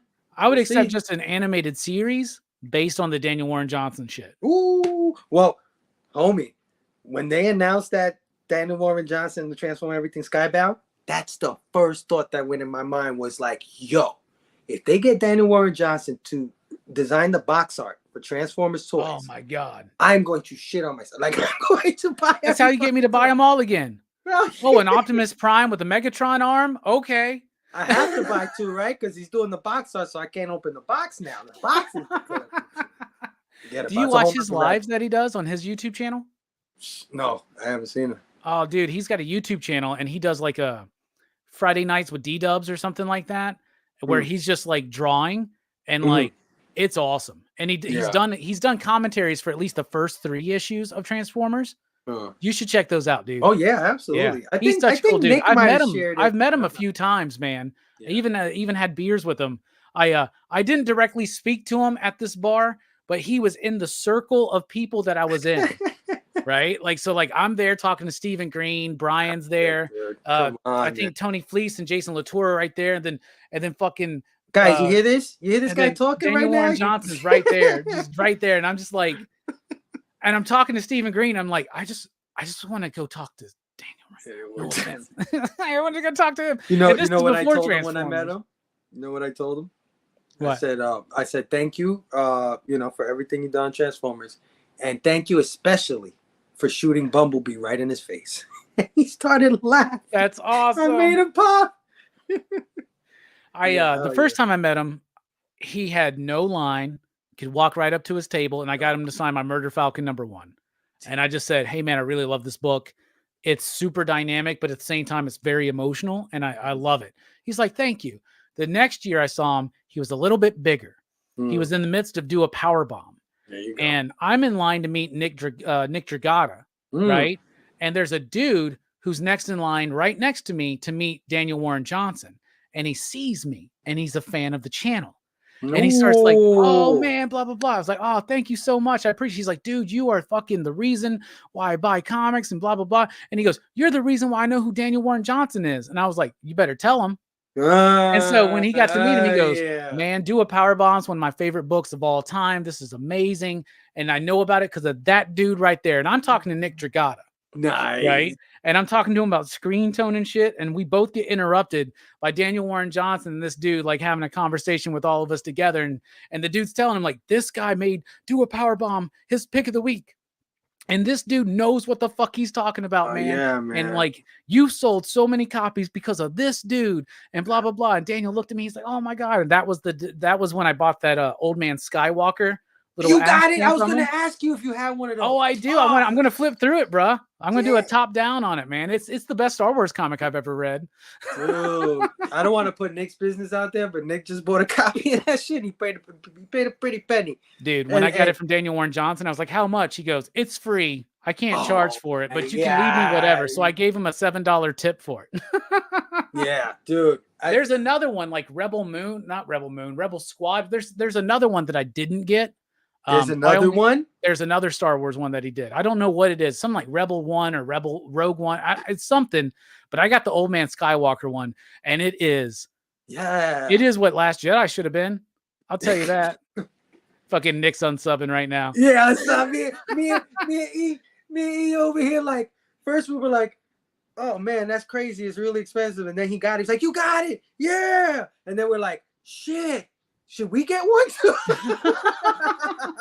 Oh yeah, dude. I fucking love it. It's one of my favorite things, man. It's so good. It's Old Man Luke Skywalker taking down a fucking Star Destroyer, dude. Like, dude, come on. Dude, that last like Darth Vader Black, White, and Red they did, it's okay, right? But like that story he did, I have that issue. because of that fucking story. Like yeah. Daniel Warren Johnson is the Rob Liefeld right now. He's the rock star of the industry, dude. And last year at Heroes, for instance, I didn't get to meet him. Yeah. Because his line was way too long. Crazy. Yeah. Yeah. No, I agree 100%. Well, the line at Midtown, they, you know, no disrespect to the other Energon creators, because Joshua Williamson is awesome, and yes, and friend of the Tom show. Riley, yeah, they're all awesome people, and people were definitely there to see them. But I would say, like, yeah, the vast majority everybody wanted DWJ for sure. That Heroes Con last year too was right after they announced him on Transformers. Yeah, and people were losing their fucking minds, dude. The hype was already building because that dude's working his original artwork, and I don't know if you noticed it. Oh my God. They just launched the Extremity Artist Edition on Kickstarter today. Yes. Bruh. Yes. God. Nick was on it. Nick put it in the chat. He was like, "Oh, well, I'm broke." Yeah, I thought about. I'm thinking about doing it. Like, I wanted. Like, sometimes I'm like, "Oh, what's the retailer tier?" But then I'm like, "Can I sell 5 of these in my shop?" Like, I don't know, but if I can, I can get one at cost. Yeah, we just need Daniel to like hook us up, you know, so that he knows that we're going to push more units for him if he hooks us up and lets us do that top down look. That's what I'm doing. That's my next passion, Phable. Is I think the next you're gonna kill it, dude. I think the next level up is you're gonna kill it. Listen, Marvel in the 90s, you already know. Everybody on the live shows can't wait for Marvel in the 90s. You're gonna kill it, brother. I hope so. And I'd like to do some with people in house, and I also like to do some where I want to get a webcam where I can put it over, and then like we can chat like with people, like maybe me and you can break down Transformers issue 1 and shit like that, you know. So that'd be super fun. I have no doubt about it, man. Just, you know, pace yourself. You know, I know. It could be a lot sometimes. You know what? I like to overcommit, man. I start thinking on the screen, and I'm like, I'm going to do this, and this, and then I'm like, I need Robbie to be around to continue to do the pop culture, the weekly reviews. So, you know, pace yourself, my brother. I will continue to try to do that, man. I've definitely been trying to find that balance this last couple years, as you know, from our back chats and personal conversations. So things are going well. Bro. I seen you go. Where are you at right now? Where you at right now, sub-wise? I'm about to hit 19,000. Okay, when I started watching you, you were at 6,000. Okay. Oh damn, dude. Yeah, when I started watching you were at 6K. 19K, Robbie. Come on, brother. Come on, brother. I have friends that have far surpassed me. Somehow fucking Perry's hit 100K. Come on. I mean, Perry's doing a lot of other stuff too. It's not about that though, man. Like at MegaCon, I had a good conversation with Bueller, and Bueller looked at me. He goes, "It's not about the numbers, Robbie." He's like, "You got a community unlike any others." And so, you got like, respect. You got respect to your peers, and that matters. That matters. I've noticed the same thing with myself. My numbers ain't. I got one of the lowest numbered YouTube channels amongst all of my friends. Like, you know, you see all these guys, like, they got more subs than I do. And you'd be like, really? Is that real? Yeah, it's real. But I got friends, you know what I mean? I got real bonds, real friendships with people, real recognition out there. People, you know what I mean? I really hang with all of you guys, the Bueller, you know what I mean? Bob, and that, you know what I mean? So the numbers don't matter. You're right. They don't. Hell yeah. And you're right, dude. Bobby, I do got that best hair. That's why Phable took the hat off. He thought he could see if he could put that magic out. I'm going for best hands this year, bro. Best hands? Uh-oh, CJ. CJ. Are you listening, CJ? Dude, this has been a pleasure. We could go on for 2 more hours, but why don't you tell everybody about your channel, what you do, and what you got coming up? All right. Well, you can all follow me on One Collection Down on Instagram and YouTube. Same thing, One Collection Down. On the Instagrams, I'm out there doing Figgy Fridays, hashtag Figgy Fridays on Fridays, which is where we show action figures and any kind of figure, pops. I don't care what it is. If it's a toy, show that shit on Figgy Friday.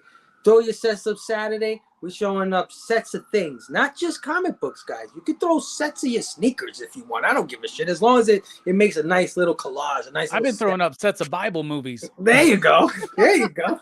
Hey, I love it. When I see original, one time Brother Joe put a set of Converse shoes. He had like 20 colored different Converse sneakers. And I was like, this is awesome, dude. I love that you did Clown life. Hashtag. Yeah. So Throw your sense of sanity. That's the Instagram stuff. And if you want to reach me, that's where you can reach me. Instagram. You can DM me, talk to me, hang out with us, whatever it is. Instagram. Friday nights on YouTube, though, we do a little show called Blame Phable and His Amazing Friends. And I do this show with my brother, Nick Comic Culture, and my brother, Dr. Doom's Fan Club, Stu. And we do this Friday nights at 9 p.m. Eastern. It's basically like a breakdown of the hottest news of the week. We just pick a couple of topics, a couple of headlines. We talk about it. We go over it. But one of the cool things we do is something called the blaming, where we show off a bunch of our stuff that we either got that week or just stuff in the collection that's really cool. We call it the blaming because you might blame one of us for one of that hole in your wallet when you have to go to eBay and you be like, God damn it, Robbie, why did you show that Ninja Turtle from 1989? Now I got to go buy it on eBay for 3 times the amount. I blame you, Robbie. So, yeah, come join us Friday nights, 9 p.m. Eastern. This week, we got the brother Paul in the 619. Awesome community member. Can't wait to chop it up with him. And, you know, you might see Robbie here and there once in a while. He come hang out with us, too. So, you know, come tune in. Go sub up One Collection Down, IG and YouTube. Yeah, there's a link to Fable's channel in the description below. If you're not subbed up to One Collection Down, please do me a favor and do that for us 100%. We want to get me to 20K. We want to get him as soon as we can to 1K, right? You're still on the road to 1K, right? I'm on the road to 300, guys. Just get me to 300. No, that's the road to 1K, brother. Come on, man. Let's kayfabe this a little bit. Everybody, we're on the road to 1K. Let's go. And you know, that's the thing about the numbers, man. The numbers don't matter. It's the community and the engagement that matters. I have personal friends in this game. All they try to do is chase that number. Yeah. And you can see their channels morph and change, and they're always trying to keep up with the trend. Yeah.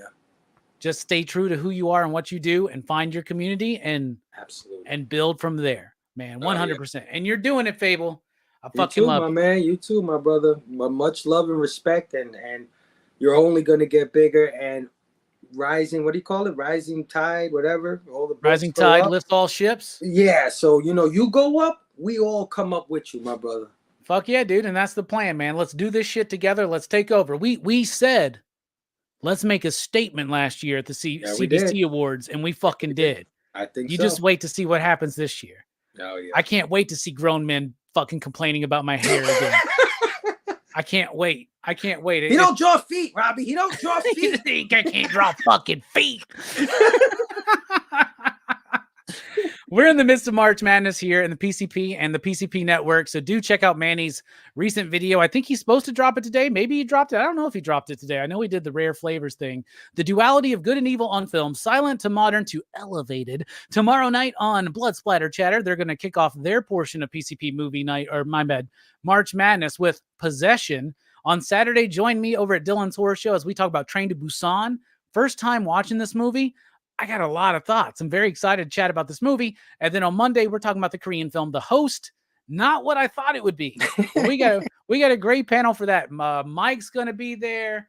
I know Stu's going to be there. I think Link is scheduled to be there. I have to double check my list because sometimes I'll fuck up until Eric is on the show. Can I just give a shout out to those guys real quick, because those are my guys. I love them to death. They all have channels. They're all doing great stuff.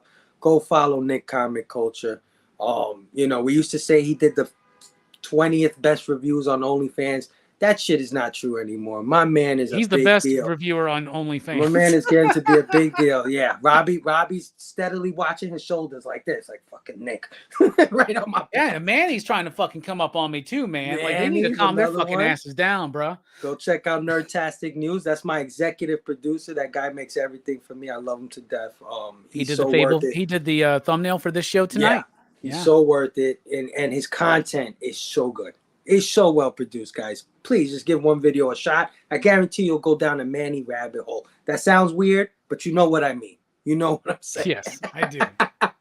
Go check them out. And of course, check out Missing Link and Dr. Doom's Fan Club. They got a show, Supreme Clientele, Tuesday nights at 9 p.m., where they talk about your favorite artists, your favorite writers, runs, comic books of the week, stuff like that. Those guys are killing it over there on Supreme Clientele. Go check out my man Big Herm Collectibles, him and Tom. They go over arcs of comics. Right now they're doing Amazing Spider-Man, and even though the issues aren't that great, when Herm reads it, it's great. You know what I'm saying? You know? I don't know what Robbie was saying about this one. I thought it was pretty good. Yeah.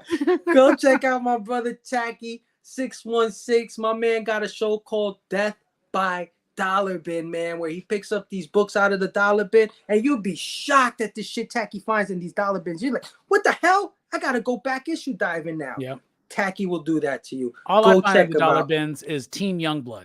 Hell yeah. But Go check out my man Verno, man. Blood Splatter Chatter. You love horror movies, my man Verno got you covered. He's a new horror fan himself, so he's discovering these movies along with you guys. So it's awesome to see that, to see Verno turn into a hardcore horror fan. It's been an amazing thing to see. So go check out Blood Splatter Chatter. Let me see. Am I missing anybody else? Of course, Bobby, Brother Joe, Eric the Stash. 9-panel grid, man. Coming soon. Check out my man E. You talking about comic knowledge, Robbie? I don't know. Once you see E, you might be like, "Oh shit!" Oh, I got to hang out with E a little bit at Memphis Comic Expo last year, and I do know, and now I know why I know more, because like today in the chat, people were talking about when they first started collecting. And I don't remember what year he said. I think he said like 1988 or 89 or something like that. Everybody's like, whoa. And I'm like, bro, I've been reading since 86. And I guess lastly, because I'm sorry if I missed any of you guys, really, you know I love you. But go check out Mark and Jasmine. Yeah. Geeks Unleashed, man. They got a podcast that's on all the streaming platforms, Spotify, Apple, iTunes. And they do a YouTube version on YouTube, and the new episode dropped today, guys. So go check out Geeks Unleashed. They're covering Daredevil season, I forgot, 1 or 2, but they're covering the Daredevil show that we love. So go check that out. And everybody in the PCP Army Bad Batch, of course, Robbie and the Excitable crew doing movie reviews, pop culture weekend wrap-ups, reviews. He's got it all covered, man. We're gonna kill it this year, brother. Hell yeah, man. 2024, we're about to do it some more. And yeah, do check out all those channels. Geeks Unleashed in particular, even though they are very harsh on Jean-Claude Van Damme Street Fighter. Like, I mean, they are unfairly harsh. How is Mark on my side of Masters of the Universe being one of the greatest films of all time, but he's shitting all over Street Fighter? That's some inconsistency. It really is.